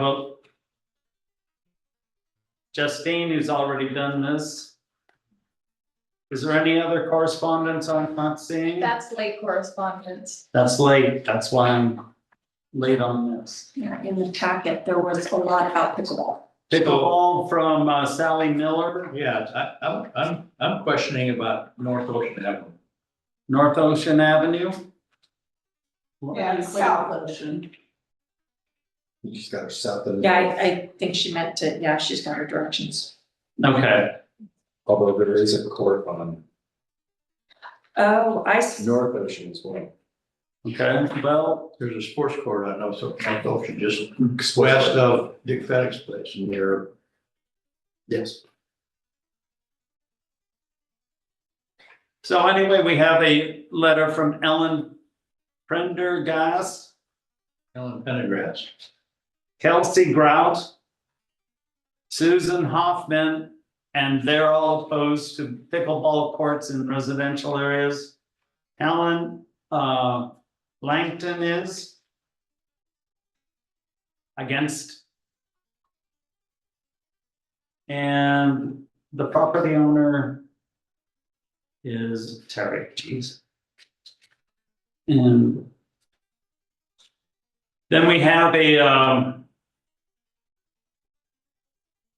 Walter Hamer's got a whole printout on the playful pickleball down in Napa Community Court now open. So those are our correspondence. Moving on, Also, if I may, is there? there was one by Deanna Mansell as well. Dated July 23rd about the Nancan estuary plan. And I just wanted to point out to make sure that, you know, that Garrett did respond to, those items here on this sheet, and you'll notice on page 2 and 3, his responses are in blue. Okay. So you can read through that, if you'd like, and if you have any questions also. And that's on the public site where folks can, so you don't need to. Yeah, that went out to the public as well. So Garrett's response to Dana's was it blue? Is in blue. Okay. All right. All right, thank you for pointing that out. I did not see that in my. We got a nice letter from South County Community Food Bank for the donation. You're right, we did get a nice letter from them. Okay, let us move on to, is there anyone on the public screen who wants to address the council at this time? Subject not on the agenda. Seeing none, we'll move on to ordinance and resolutions. Ordinance 946, an ordinance amending the start time of city council meetings. Mayor, council discussed this in the last meeting. This will be the second reading. What we're looking for is a motion by the council and a second, and then I will read it once by title only. If it is voted in, this would become an ordinance in 30 days. I will request a motion. Motion to approve ordinance 946, reading once by title only. Sorry. Is there any discussion? I just want to clarify, it was in the minutes and I just want to clarify to be sure. This is making the council start time 6 p.m. But the way it is written, it allows you some leeway to potentially start a public hearing before 6 p.m. And it's to allow you a little bit of leeway as far as that option. Is that correct? I don't see that being in this writing here. It's not written, but in the past, and Chad Jacobs could maybe chime in here. Peter Watts said at the consensus of a council, you can make an adjustment to the meeting time as long as you properly notice it. If it's something that you're going to do all of the time, then you would want to go ahead and change it through ordinance as we have. But according to Peter, in the past, if you would want to make a change to the meeting times and say have a 5 o'clock because we have a hearing and a lot of business to get through starting at 6, you are able to do that. He's able to do that because we're not all here to make a consensus on something like that when you all are building the agenda. That's correct. I'm not sure that it would need to be in a meeting, but again, Chad, do you have anything? Yeah, generally speaking, most cities don't necessarily set their start time by ordinance, and there's nothing that precludes you from doing that. The council typically, and I'm not familiar with the council rules, and I apologize for that, but typically within the council rules, you will have language that sets forth who sets the agenda. And as part of that process, they would have inherent authority to sort of move that time, as Peter was suggesting, to the extent that you need to do so to accommodate a more full agenda. We could certainly add language to this particular ordinance to make that flexibility express. But I think it is inherent in the authority that's granted to the mayor, the city administrator, whomever has the authority to set the agenda. In this case, it's the mayor. Right, okay. No further questions. Okay, thank you. Thank you, Chad. All right, thank you. So we have a motion. Did we get a second? We got a second. Is there any more discussion?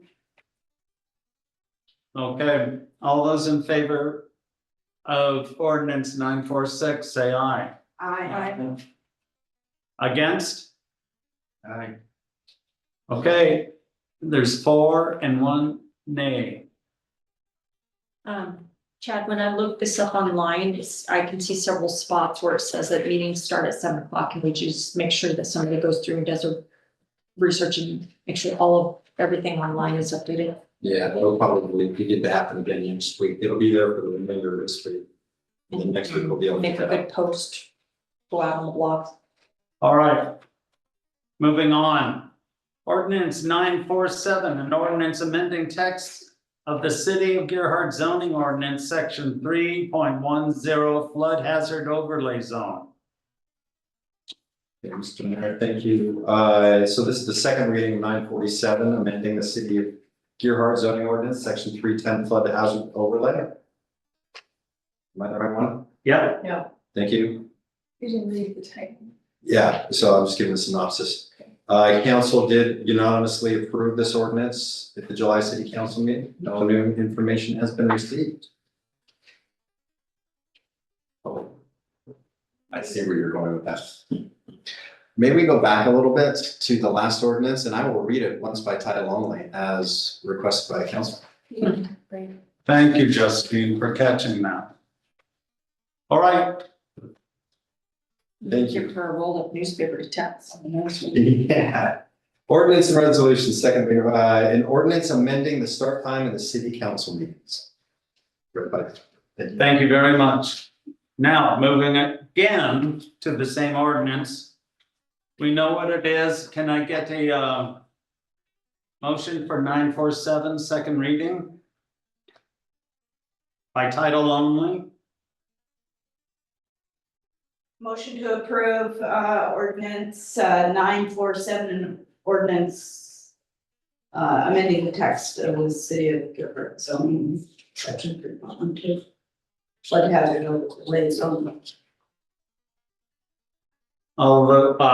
Can I get a second, please? I'll second. Any discussion? Yeah, I have a question for Garrett. He's still with us. Yes, he is. There it is. So what's going on with B? And what happens to us if we don't opt for B? I don't know where this is at and what's gonna happen with the city. Sure. So option B is the option that FEMA directed all cities to adopt and implement by August 1st, 2025. So that date has passed. We don't have new information from what we've shared with you in July and June, which is that it appears that many cities and counties have not taken action to adopt a new ordinance consistent with FEMA's request.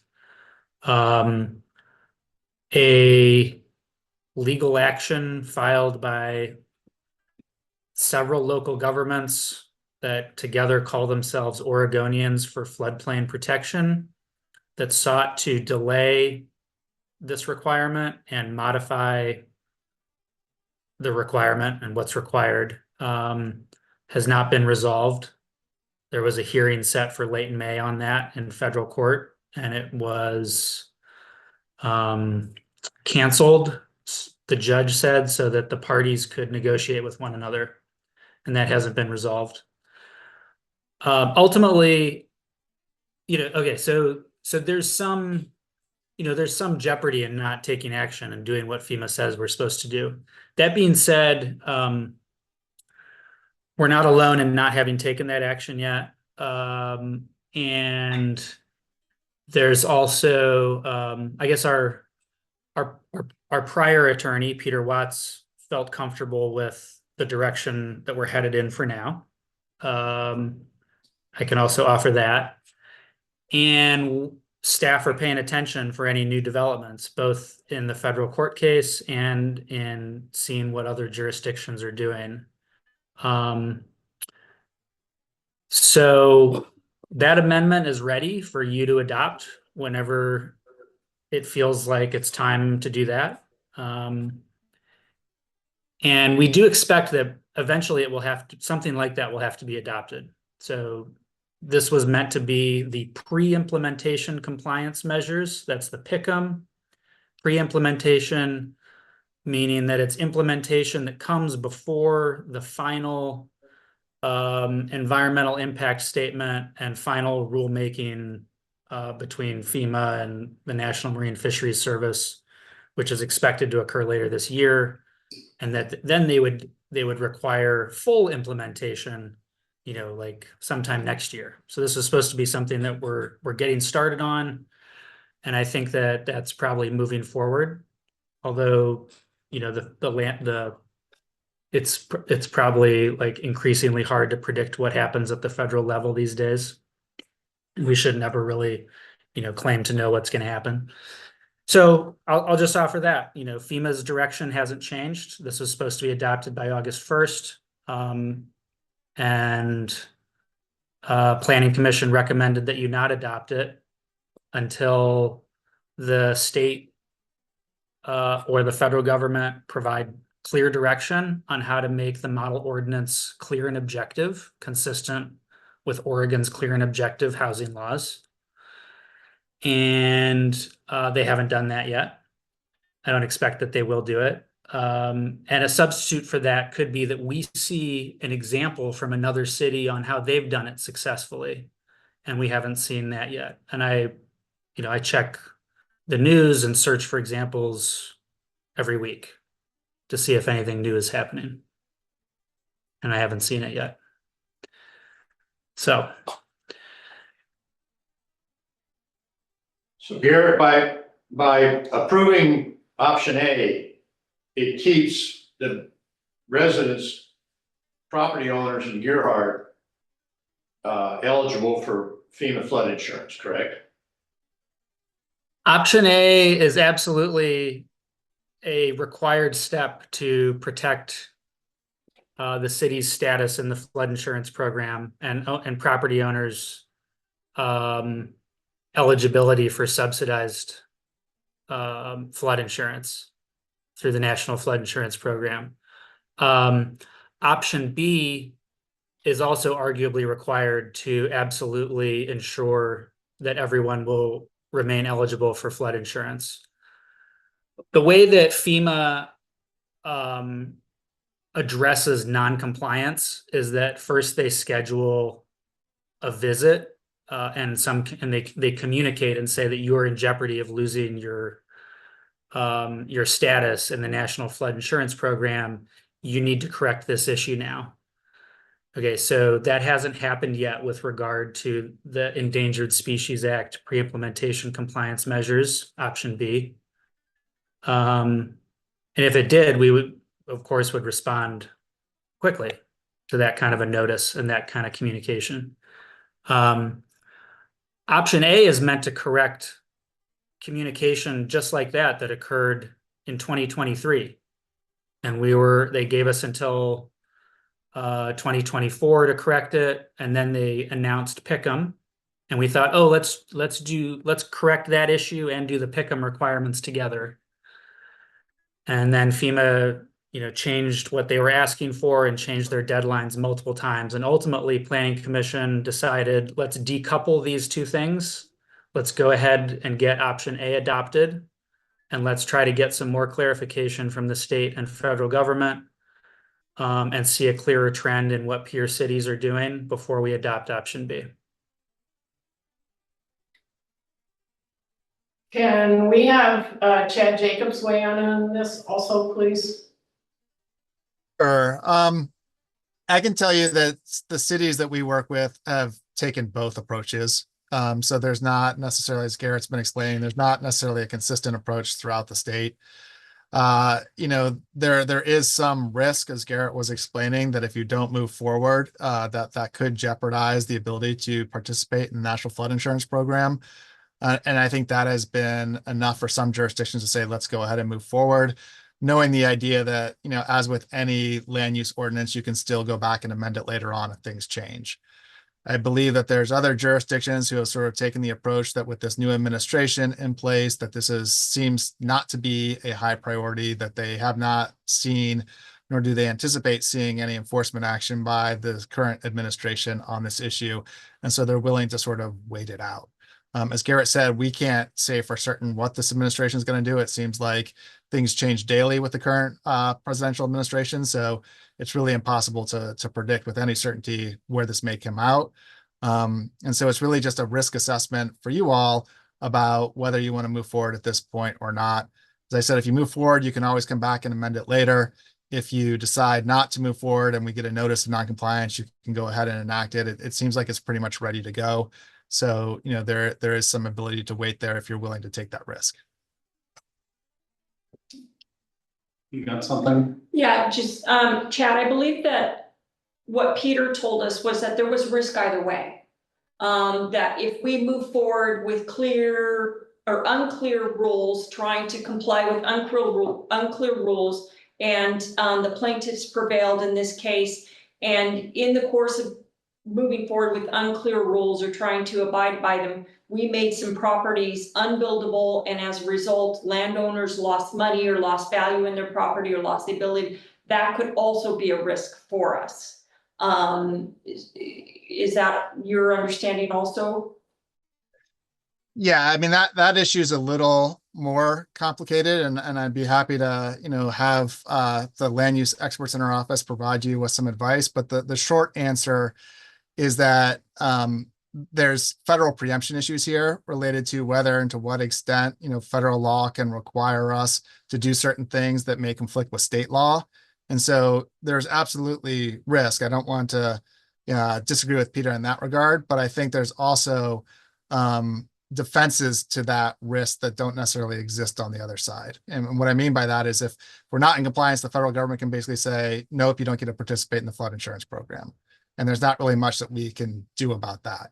If the property owners sue us, one of our defenses is that, federal law, because of the supremacy clause, preempts the state law related to clear and objective standards. So therefore, that's not a basis for us to be sued upon. There's no guarantee in any of that, but that would be a defense that we would have. And so it's a little more nuanced than just saying, the risk exists on both sides. I think there's, it's hard to measure those risks without sort of knowing exactly what's happening on the ground at any given moment. But, as a sort of 10,000 foot level analysis, the risk here to me is that, the federal government, because it's so unpredictable, you don't know when or if they're going to come in and say something. So you may have to move forward if you decide not to do anything and they tell you that there's non-compliance issues. If you decide to move forward and, someone, turns around and goes through the process and, claims that it's not clear and objective, so therefore it can't be applied, we can also address that issue as we go through the land use process. So in essence, this is a very long-winded way of saying that there is some flexibility moving forward, no matter which option you choose, to be able to address the risks when they arise. you know, I wish I had a clear answer for you. You know, this is not my best debut for you all, but there's just not a clear answer here to say absolutely go this way or the other. I think for you all, this really comes down to a policy decision related to risks as far as, one, do you want to just wait and see what happens with the federal government? And if they come in and say non-compliance, go ahead and move forward with an ordinance that you have ready to go. Or two, go ahead and adopt this tonight, know that you're in compliance, know that there's no risk there from the federal government. And if someone comes in with a land use application where this becomes an issue, we can try to address it then. We just don't know if any of those land use applications are going to come in. And likewise, we don't know what the federal government's going to do, which is why at this point, you can only sort of look at this risk from a 10,000 foot level as opposed to, you know, having exact risks. Very unsatisfying. I'm sorry. So we're having a discussion about this, right? We're We have a asking. motion and a second, and now we'll have Yeah. a discussion. So I don't feel comfortable taking the risk of not adopting this.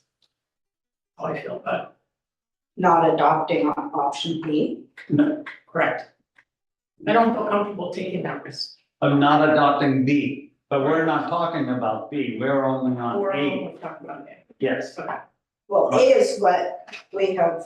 But don't we have the option right now of adopting A and B? it would start another process because we have not had B as a reading yet. Okay. So all we're talking about is A.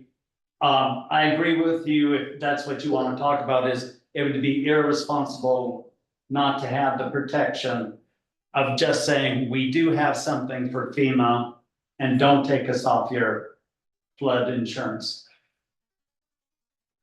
And so that's the way I would go with it. Right, but if we go ahead and just say, okay, we're just gonna adopt A tonight. And that does not put us in compliance with what FEMA has requested.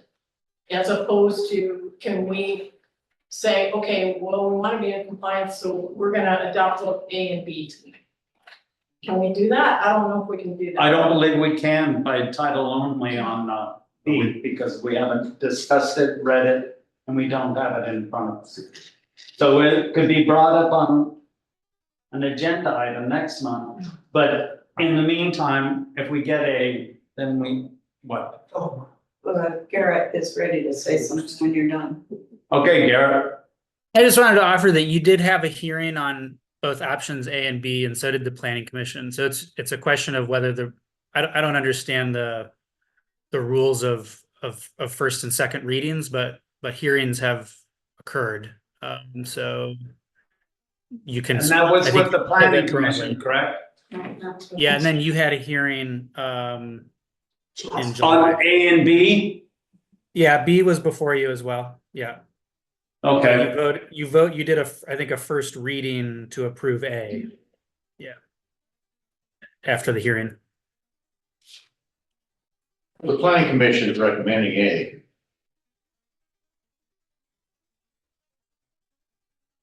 Well, we do have the motion for A in a second, so is there any other discussion on A? I'll call for the vote then. All those in favor say aye. Aye. All those opposed? I hear no nays, so A passes. We can come back to B on next month's agenda. What's your vote, Chair? Are you abstaining? No, I voted aye. You vote, okay. All right?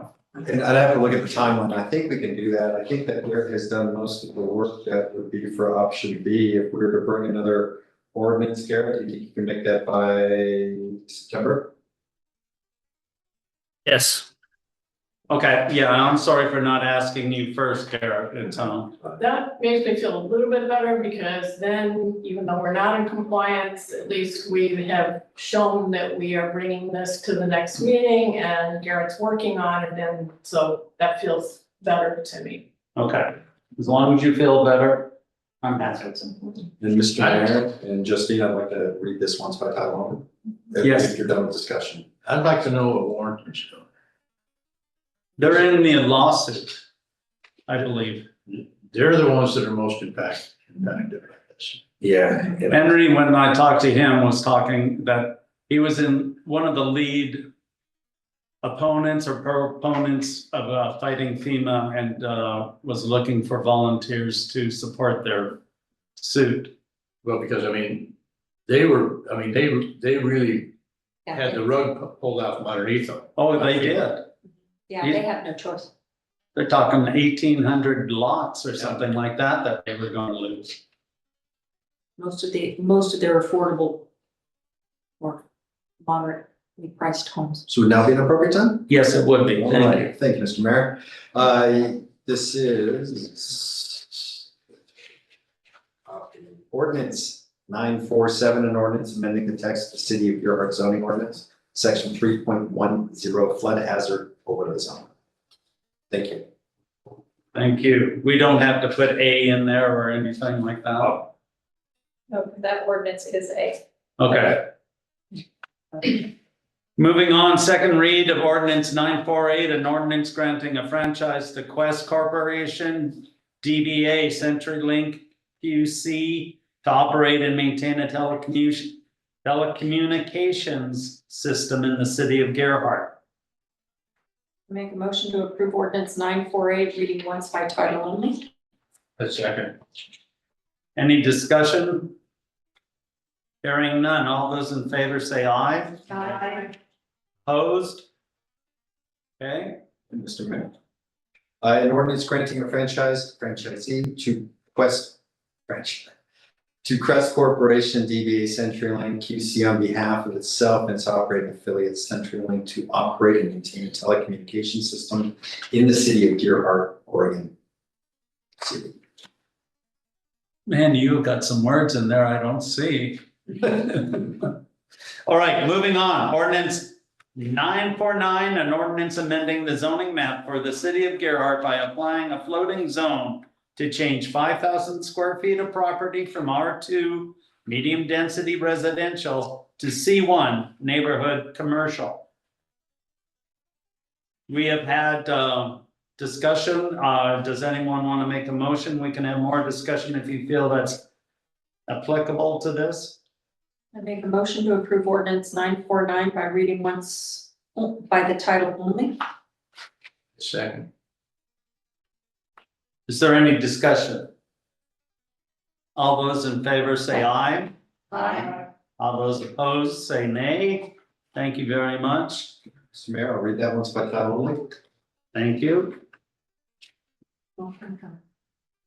Takes to the end of the meeting.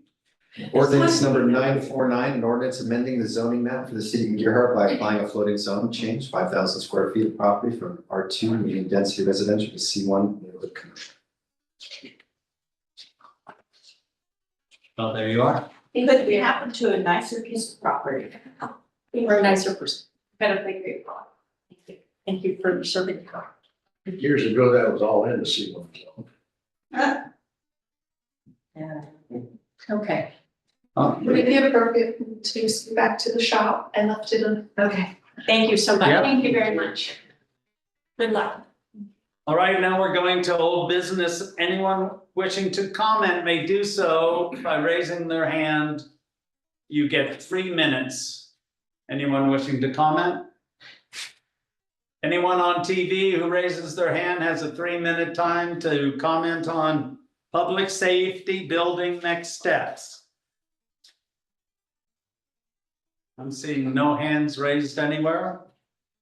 Chad, synopsis, please. Thank you. Mr. Mayor and Council, at the July 29th, 2025 work session, the City Council discussed several options related to the next steps for the public safety building project.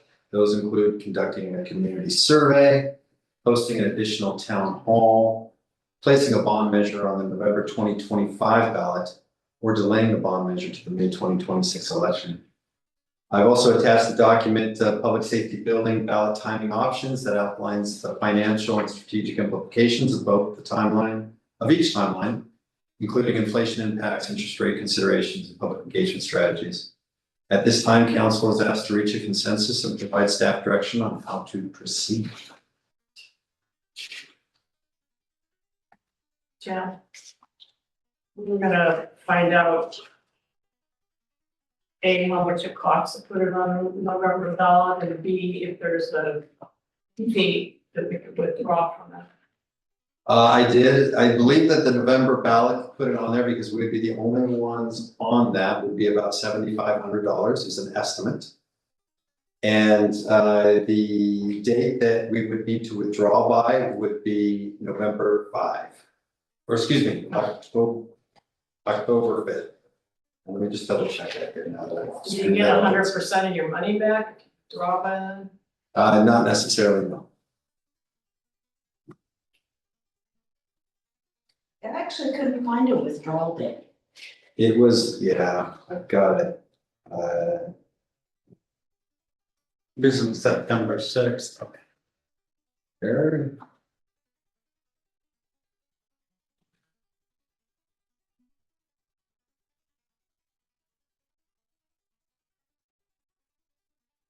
Okay. So we would need to submit the ballot title by August 15th. Then there would be ballot title challenge process, 10 business days of publication. And then the SEL 803 date is September 4th. That is the date you can withdraw by. And I didn't ask specifically if we would receive a refund back for the elections process. But in the past, we've had conversations, and it just depends on where they're at in the process, similar to what Gearhart would do with planning issues. If they withdraw, but we spent staff time, we would amend the amount of the bill. So September 4 is when the SEL 803 would do. We'd have to withdraw before then. It's the 802, I think, actually. City, not district. Same day, Phil. When's our next city council meeting? Correct. It's the date. I think it's September 3rd. So the day before that. I'm not writing that in stone or anything. When's our next city council meeting? I put it up For you, right now. madam. It is September 3rd. So,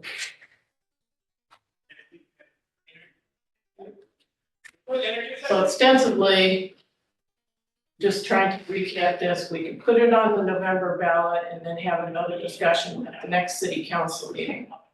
Ostensibly, right? You'd have to have another council meeting before August 15th for the ballot title. yes, so Chad Jacobs and I had a discussion. We would need to do a special meeting between now and the 15th to have a full discussion on ballot title itself. And I've already been talking to him, have that space and find time for the city council meeting to do that. Well, Chad Jacobs and I are able to make that happen. And you, according to our packet, you have something prepared.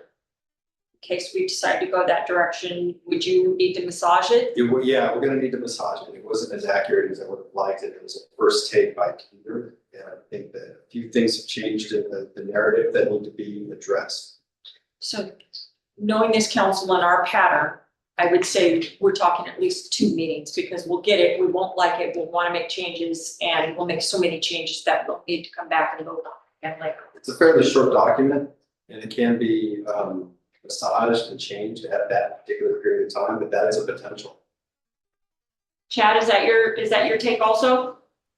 Yeah, I think the important thing to remember about ballot titles is there's very specific word limits under state law. So when you talk about the summary, which is the portion explaining it, you can only have 175 words. So, the council, while you can certainly massage it and edit it, that means you have to stay within that word limit. So for example, if we propose something with 174 words, if you're going to edit a lot, you're going to have to subtract words and add words. And that's usually a longer process. So, if the council is going to be doing that as a body, it's going to take a significant amount of time. And so you may need 2 meetings depending on how much time you want to put into it.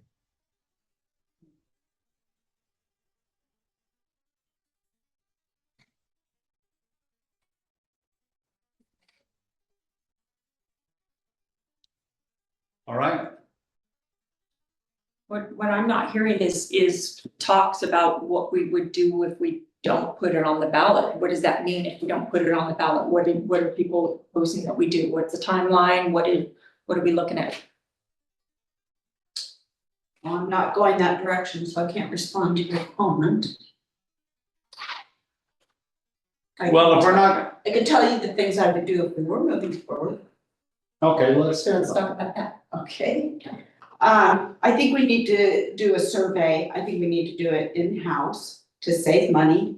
Most of what I heard in terms of public comments was that the approximately $20,000 that we were given as an amount for our professional review was probably a little too much considering our amount of money we have to spend at this point. I think we should do it in-house. I think we should, Chad can figure out a small amount of money. I think he was talking about several $1,000s. We would need to have preliminary results back before September 4th.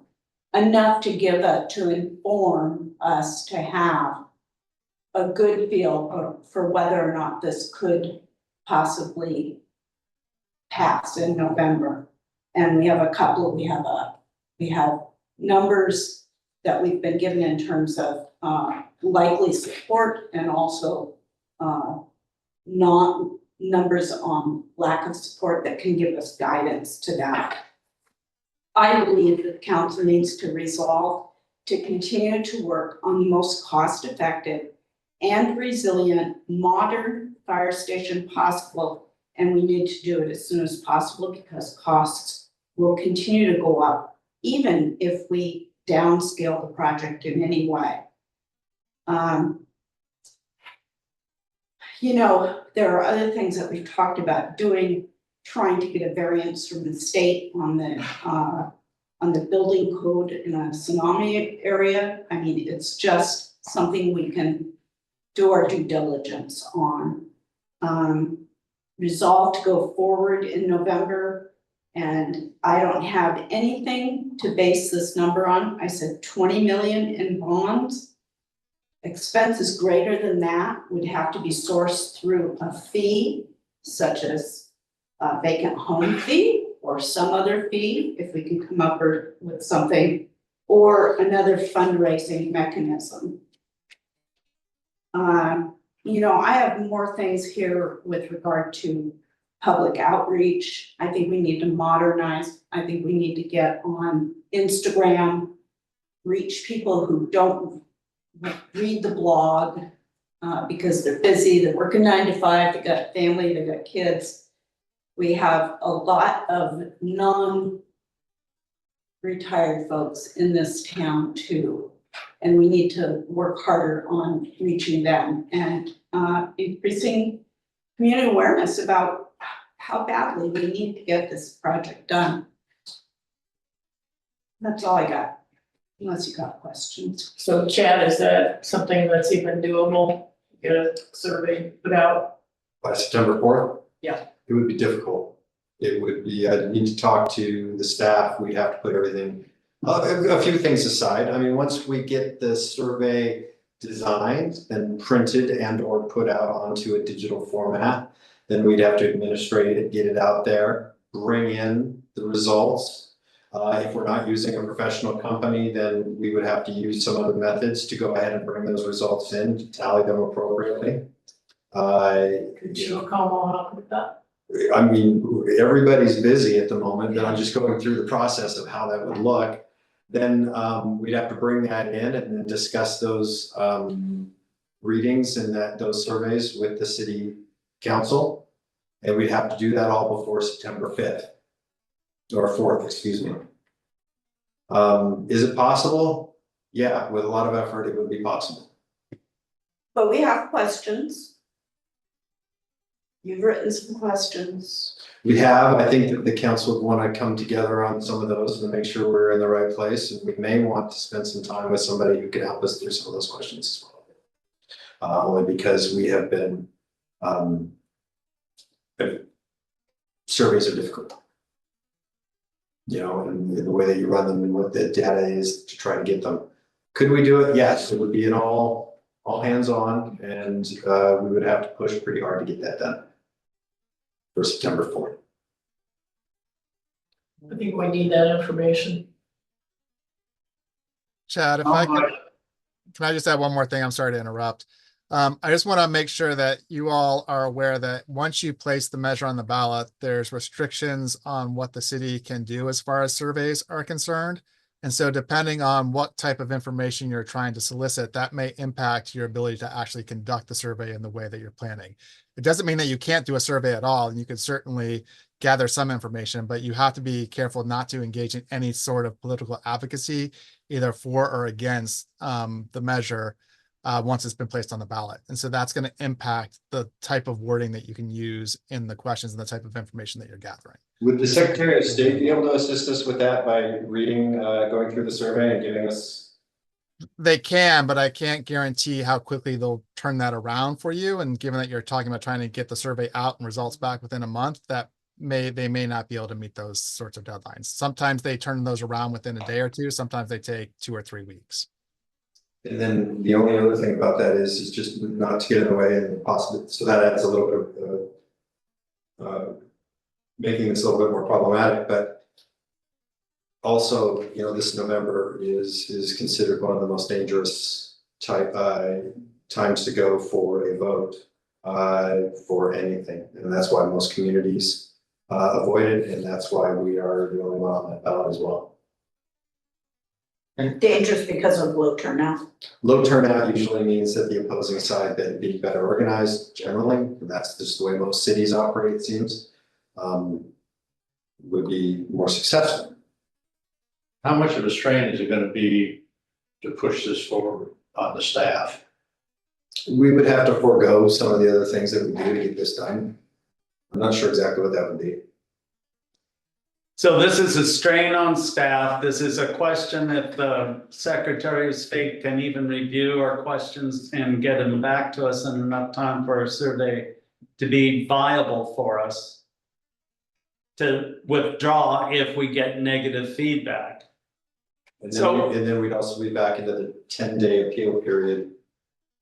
That would go on as well, but I think that's a separate timeline. So that starts the date that we submit in August 15th. So and after August 15th, we're shut down as far as. Gets a little bit more difficult. So and I'm throwing this out as an idea, but if we delay until May, we incur some extra costs, but we have the time to do it right and get the answers that are out there, develop questions without feeling like we're cutting off something because we can't figure out how to ask it correctly. I think we definitely have to come up with a solid plan. It would still be a push, but it's definitely more workable. To get all that work done and to have the conversations that we want to have. And if we were to do a survey, one of the benefits of a survey is that we really do have the opportunity to find out what people are thinking. Getting ideas, asking them questions in all different directions. And then we can take that information and tailor it for the May election to say, okay, we heard you, this is the direction that we were going to head, or these are the changes that we're going to make if you make any changes. Right, but we can have outreach all during that time period where we're going to be shut down in no time at all, having any outreach besides the council. August 15th. Our blog will be shut down. It can have certain communication, precise communication. Right. And communication that we would probably filter through the Secretary of State to make sure that we're doing this correctly. Oh, yeah. We don't want to be fined at the same time as doing something. Well, I would like to make a motion, but I would like the other motion withdrawn, if that's possible. Or do you want to have a vote? I think I made a motion. I didn't make a motion, I was just speaking. Just speaking. It says we just have to reach consensus. Do we have to vote? No. Well, how do you know if you got consensus? You just go, yeah? Oh, I can live with that. Okay. Well, go ahead, Dana. I just want everybody to remember that by moving it to May, we're taking we can reasonably anticipate that the cost of $33 million that set everybody back on their heels is going to increase to $35 million. And that to have a professional survey on top of that would be another $20,000. And that makes a very, very heavy lift even heavier.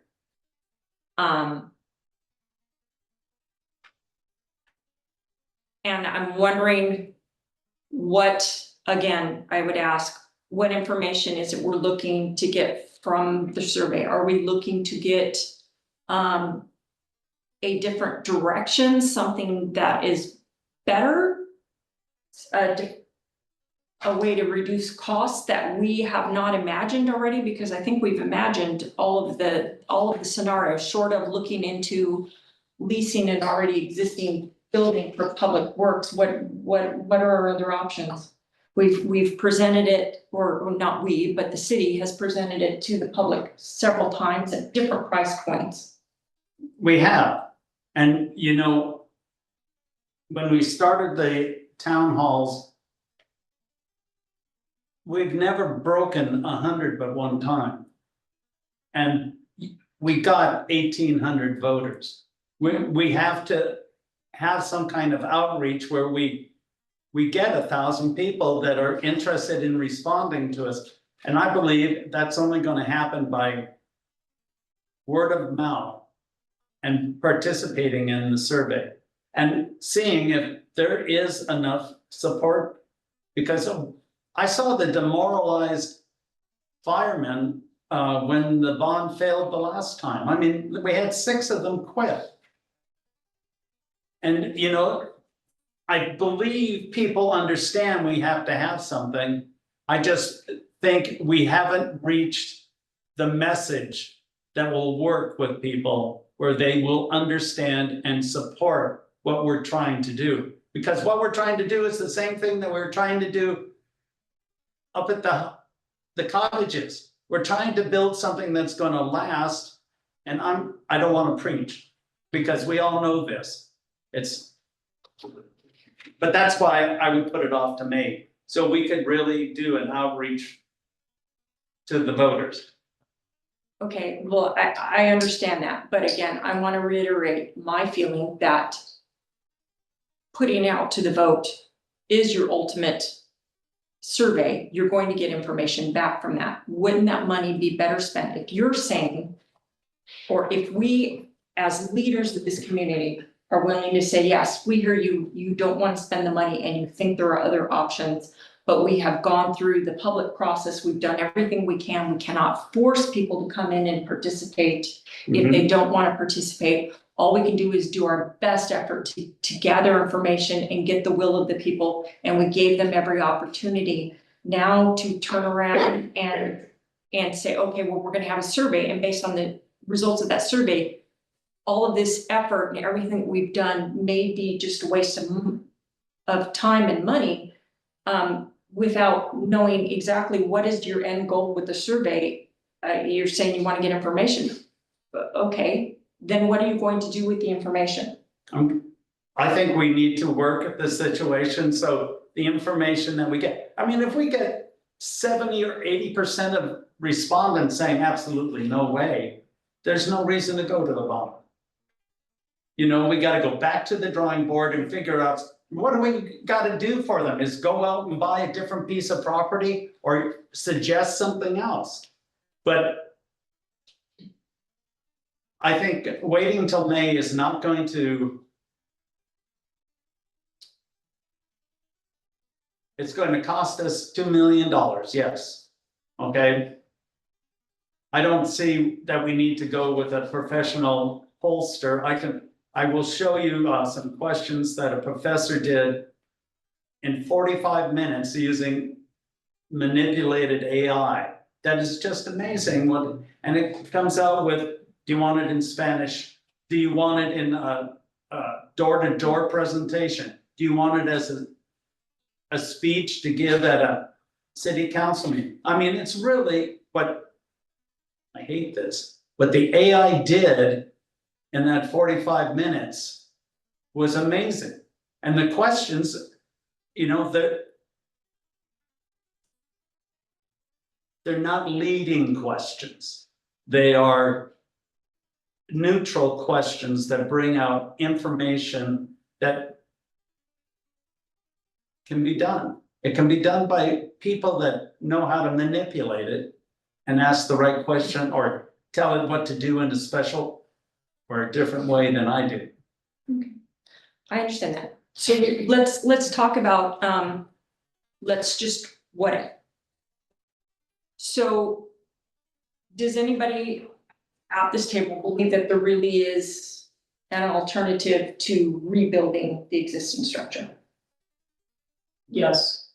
And what, so let's talk about it. What do you think is the alternative? I think if you think outside the box, I'm just gonna throw this out. If you think outside the box, you put police and public service over there, they're not critical infrastructure. Okay? Police is. Yes. Police, yeah, police. Yeah, they're. Police. They definitely.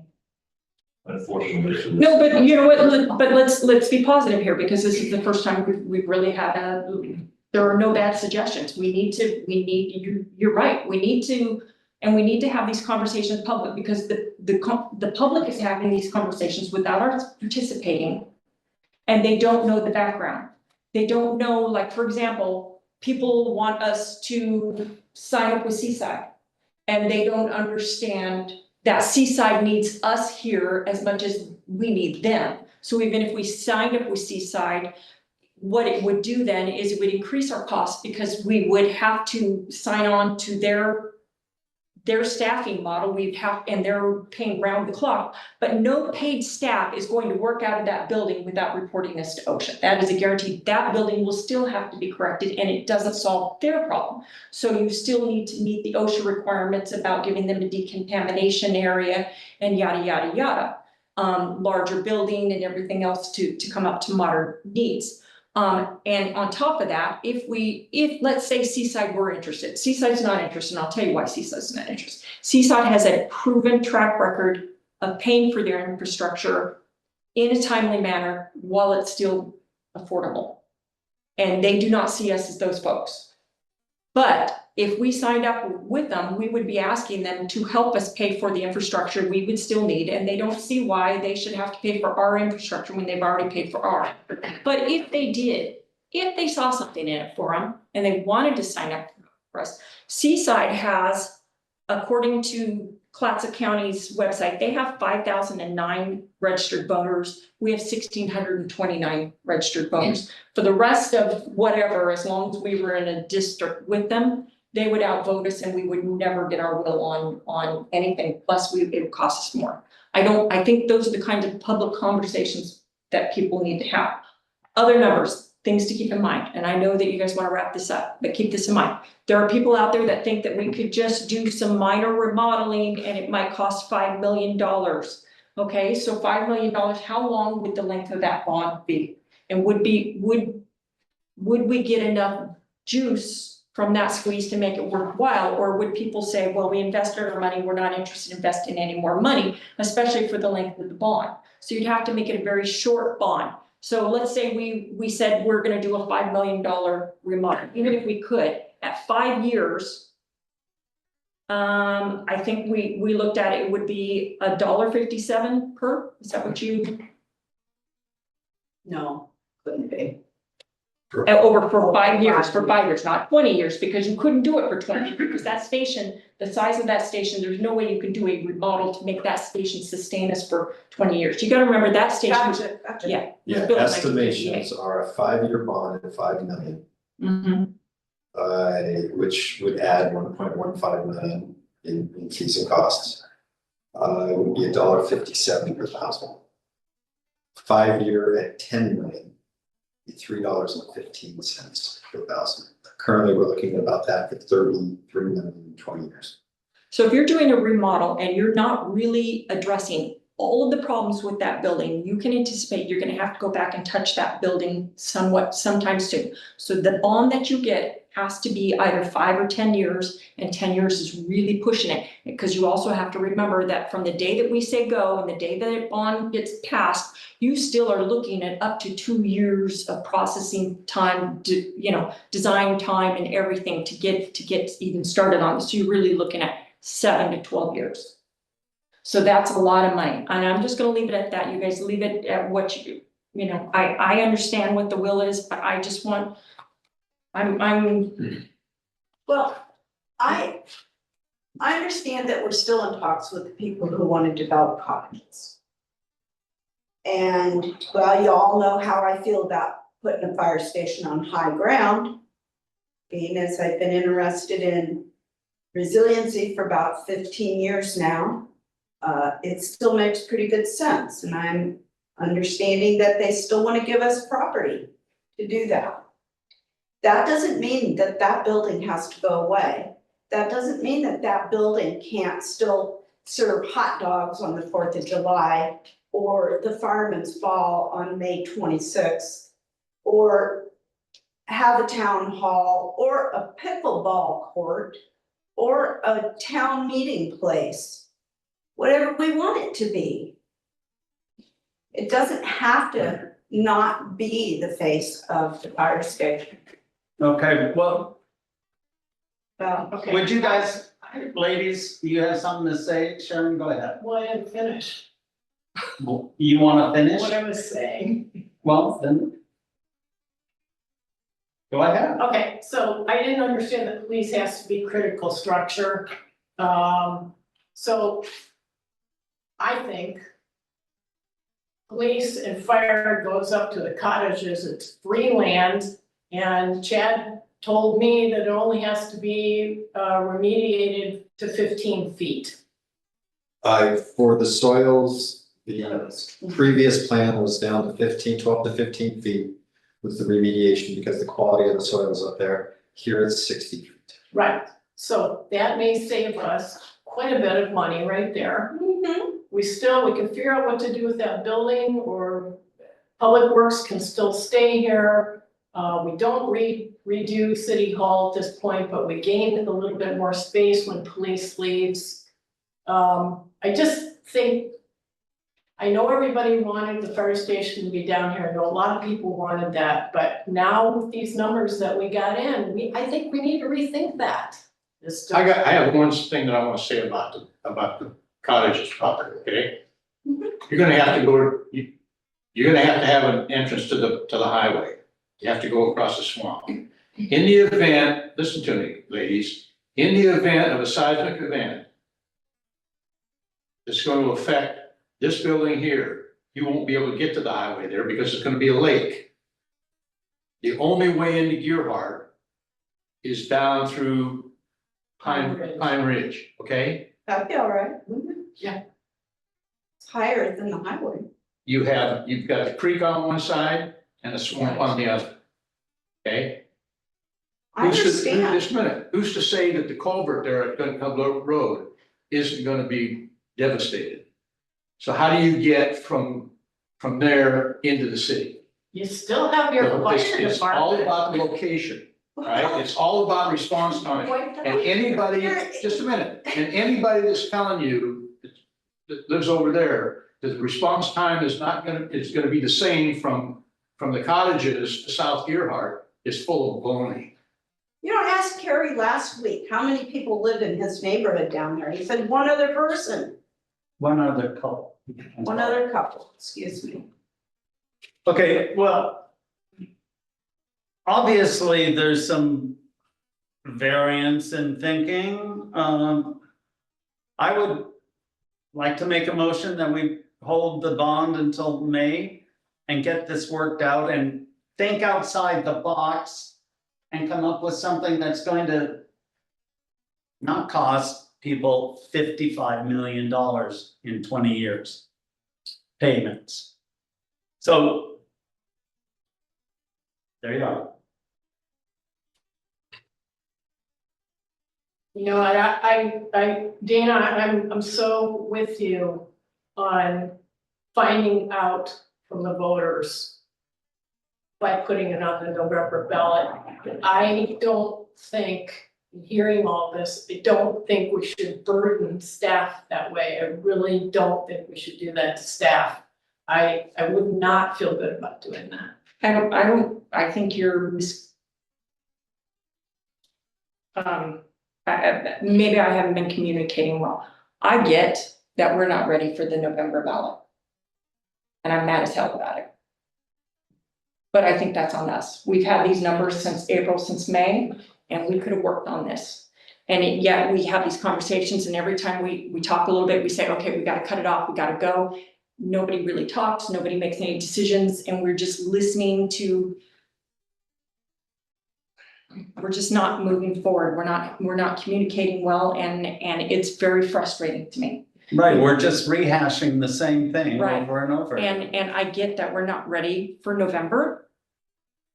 And I don't think it's going to pass in May. And I'm just gonna leave it at that. Okay. And I don't know what the solution is, because I've given 3 years of my life to this. This was my goal, was to fulfill the social contract we have with the folks that are there for us, to make sure that, you know, they get a safe place to work, and that was my goal. And now I'm at the point where I'm very disheartened. I blame us. I blame us. I do too, absolutely. I absolutely agree with you. But it's so complex. There's so many moving parts to this. I mean, I don't think we should beat ourselves up about it. Well, I don't know if I agree with that, but it is what it is. There's no sense in beating ourselves up about it. We need to move forward, because we can't just throw in the towel. We can't quit because they can't quit. Oh, they can quit, but. Well, that's the thing. If we just had a day without volunteers, everybody would understand the importance of this, but it is what it is. So I understand we're not ready for November. I wish I could say differently. If the public felt differently, I sure wish that they would communicate that to us and really somehow communicate with us in some way other than on a Facebook page where people are like, well, if I still live in Gerhart, this is what I do. Right. True communication, and I don't know that a survey is the answer, because spending $20,000 more on top of a $2 million increase on a price they already don't like, that's insane. Well, I don't think it needs to cost $20,000. No. And like I said, I'll show you these questions. I'll put them in your boxes tomorrow. Are you saying 35 million? Did I say, yeah, I'm sorry. I You said apologize. 20, I'm not. Yeah, I'm sorry, but I think there is some value now to going to the people and asking them, do you want us to brush off the old plans? We know you didn't like those, maybe we brush those off, we make them better because not everybody voted against it because of the location. Some people voted against it because they thought the money was too much, but now they might think the money was pretty good. There were other people that had a variety of reasons why they didn't vote for it other than just the location. I think that we do need some information on that from the public. Well, I will reluctantly second Carrie's motion, but I would amend it to say, if we're gonna wait 6 months, council needs to have some sort of consensus to meet frequently, monthly if we have to. Outside of city council meetings. Yes. Outside, yeah, Okay, work session, Yeah. yeah, okay. to keep working on this, because meeting once a month will never get anything done. No. And we also need to have the survey done. Yes. I think that we should review the overall plan and see if we can't reduce the size of the building and split off the public works and the city hall from the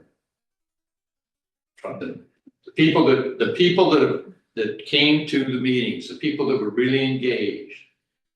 When the architects came out with the plot plan and everything like that, and they gave them 5 pounds of sugar to put into a 2-pound box, they realized at that point how difficult this situation really is. And all these different moving parts, and I think I think that we should go if we're gonna spend any money, I think we ought to engage the architects to see where we can cut. To try and save the cost of the police and fire station. So can we set up a work meeting? Do we have money to pay them to come in and come into a work session with us in a week or two? Because Miss we need to get going. Miss Justine made sure that we had money left in the budget. We have about $50,000 that we can work with that's been budgeted if we need that much. And I have already spoken to them about what the conversations that we're having now, and they gave options saying, yes, we'd be happy to help. I think that there's some work to be done, not that we haven't done the work, but if you take a different tack, maybe there would be something that we can work through. I think a combination of having a discussion also about the ideas with Sharon and what Planner are coming up with as well. You know, at least to have that discussion, clarify it, have it to be public, make sure that people are aware of it so that they're following with us.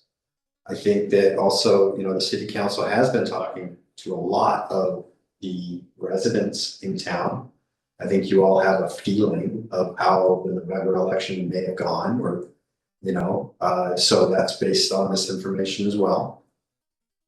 So we're not just playing, you know, we're also playing some facts here. I think we'd have to come up with a plan before we started having meetings of what it is that we wanted to accomplish, how many meetings that's going to take, and when we are going to do them. I don't think it's a bad idea at all to at least require one meeting a month in addition to our city council meeting. I think that within that work period, and as long as we put enough time aside, we start early enough and we potentially have 3-hour meetings, 2-hour meetings to do that, we could probably get someplace. Yeah. So would you say that's a consensus for May? Or would you say reluctantly? Now you've got a motion, so I guess we have a motion in a second. Unless it's withdrawn and we just make a motion to discuss it in 2 weeks. Well, we wouldn't be able to make November if we're discussing it now in 2 weeks, so for one way or the other, May is. I got you. Yeah, in November's, unfortunately, I don't see November as happening. I wish I could say it was.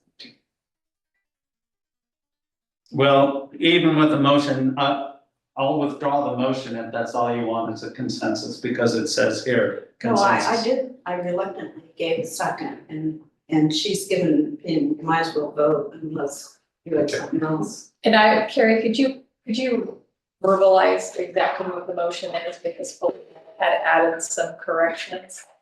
Added some corrections? Well, yes. Potential amendment, so I just. would Yeah, like it you to was tell me basically that we go for the May vote, May of 2026. That simple. And I seconded it, but said council needs to engage on at least monthly basis. Right. Come up with Okay. That in there, A plan. Carrie? We can, yeah, I have no problem with that. Would you like me to say it though? I would. Okay, the May 2026 election, going for the May 2026 election with the idea that the council is going to have an additional, at least one meeting more a month in work sessions, as long as it takes to get the job done. I mean, if I can add all that in there. That's good. So do we have a universal consensus, or does someone want to say no? I'll say aye. Yes. Aye? Wow, that's the first time. All we gotta do is talk. All right, moving on, we're going to the city attorney services. Chad, will you read the, oh wait, I'm sorry. This is new business, anyone wishing to speak for 3 minutes on new business, city attorney services RFP, in the TV audience or in the live audience, please raise your hand if you want to speak, you get 3 minutes. I see none raised, so we're going to move right into the synopsis, Chad. Thank you, Mayor and Council. The Council was informed at the July City Council meeting that the City Administrator executed an interim professional services agreement for attorney services with Beery, Ilzer, and Hammond, following the unexpected loss of our city attorney, Peter Watson. An RFP was published July 2nd with a closing date of July 17th. However, we only received one bid. While the bidder is competitive, staff feels it in best interest for the city to amend the current RFP schedule and post again in the hopes of receiving more bids for comparison. So staff recommends the council give via consensus to publish the city attorney services for the RFP again. And we have the timeline for that on the very last page, of what that would look like. And I'm hoping, I did talk to Chad Jacobs a little bit about this, and I'm not sure that he'd see the tentative timeline. I'm hoping he can stay with us. I mean, sure, we would love to have Barry Elsner is working for, with us, but you know, their capacity just is not there at the moment. Would this timeline work okay for you, Chad? Yeah, of course. Okay. Thank you. So this is just a communication and consensus of the council that we move forward to republish the RFP, which we can do at the beginning of next week. And to try to get some candidates, some more candidates for you to consider. All right, I go with that. Yes. Thank you, council. Yeah. And thank you, Chad Jacobs, for all the work that you and your team have been doing. You guys have been excellent to work with. Maybe if we delay it long enough, no, never mind. Yeah, after this meeting, do not. That's not what I'm trying to do. It's not what I'm trying to do. We might have to send a team in to do a grid search to find him after this meeting. Yes. Not at all. You guys were great. You guys did really good work. Okay, right now we'll go to council concerns. Deborah? I would just like to say that this Saturday at the American Legion Seaside is a memorial for both Bob and Pat McEwen. It starts at 1 and goes till 4. And everybody in your heart and surrounding area is welcome to show up. Thank you for that. Drums means flat music in the park. And then, yeah, I will be there. And then, yes, what Dana who was just talking about, 4 o'clock is when the Browns meet flats and music in the park across the street here starting here in Gerhard on Saturday. So Okay. a little bit of music and some fun there too. All right, Dana? Consent? No, I've said enough, thank you. One looks forward to listening. Do you have a concern? You can go. I'm Oh, sorry. You don't need to be sorry for being the way you are. No, it's. I do have a concern, and my concern is that my friend parked his truck at Wellington a few weeks ago and had his truck broken into through the lock, and some things of his stolen, including his driver's license and his credit card. He has parked down there for the past 10 years since he's lived in Gerhart and has never had a problem to date. Police obviously are aware of this and are working on it. My concern is, should we put some signage up down there, like, don't leave your Like, don't leave your valuables in the valuables? car? Something, Can you look into the cost of that? Be about $100. I think we could do that.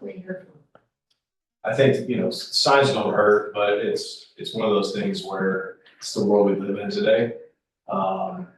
Leaving things in vehicles, you put yourself at risk. But yeah, signage, I mean, it doesn't hurt to always say, you know, just a reminder. Take your valuables. Yeah.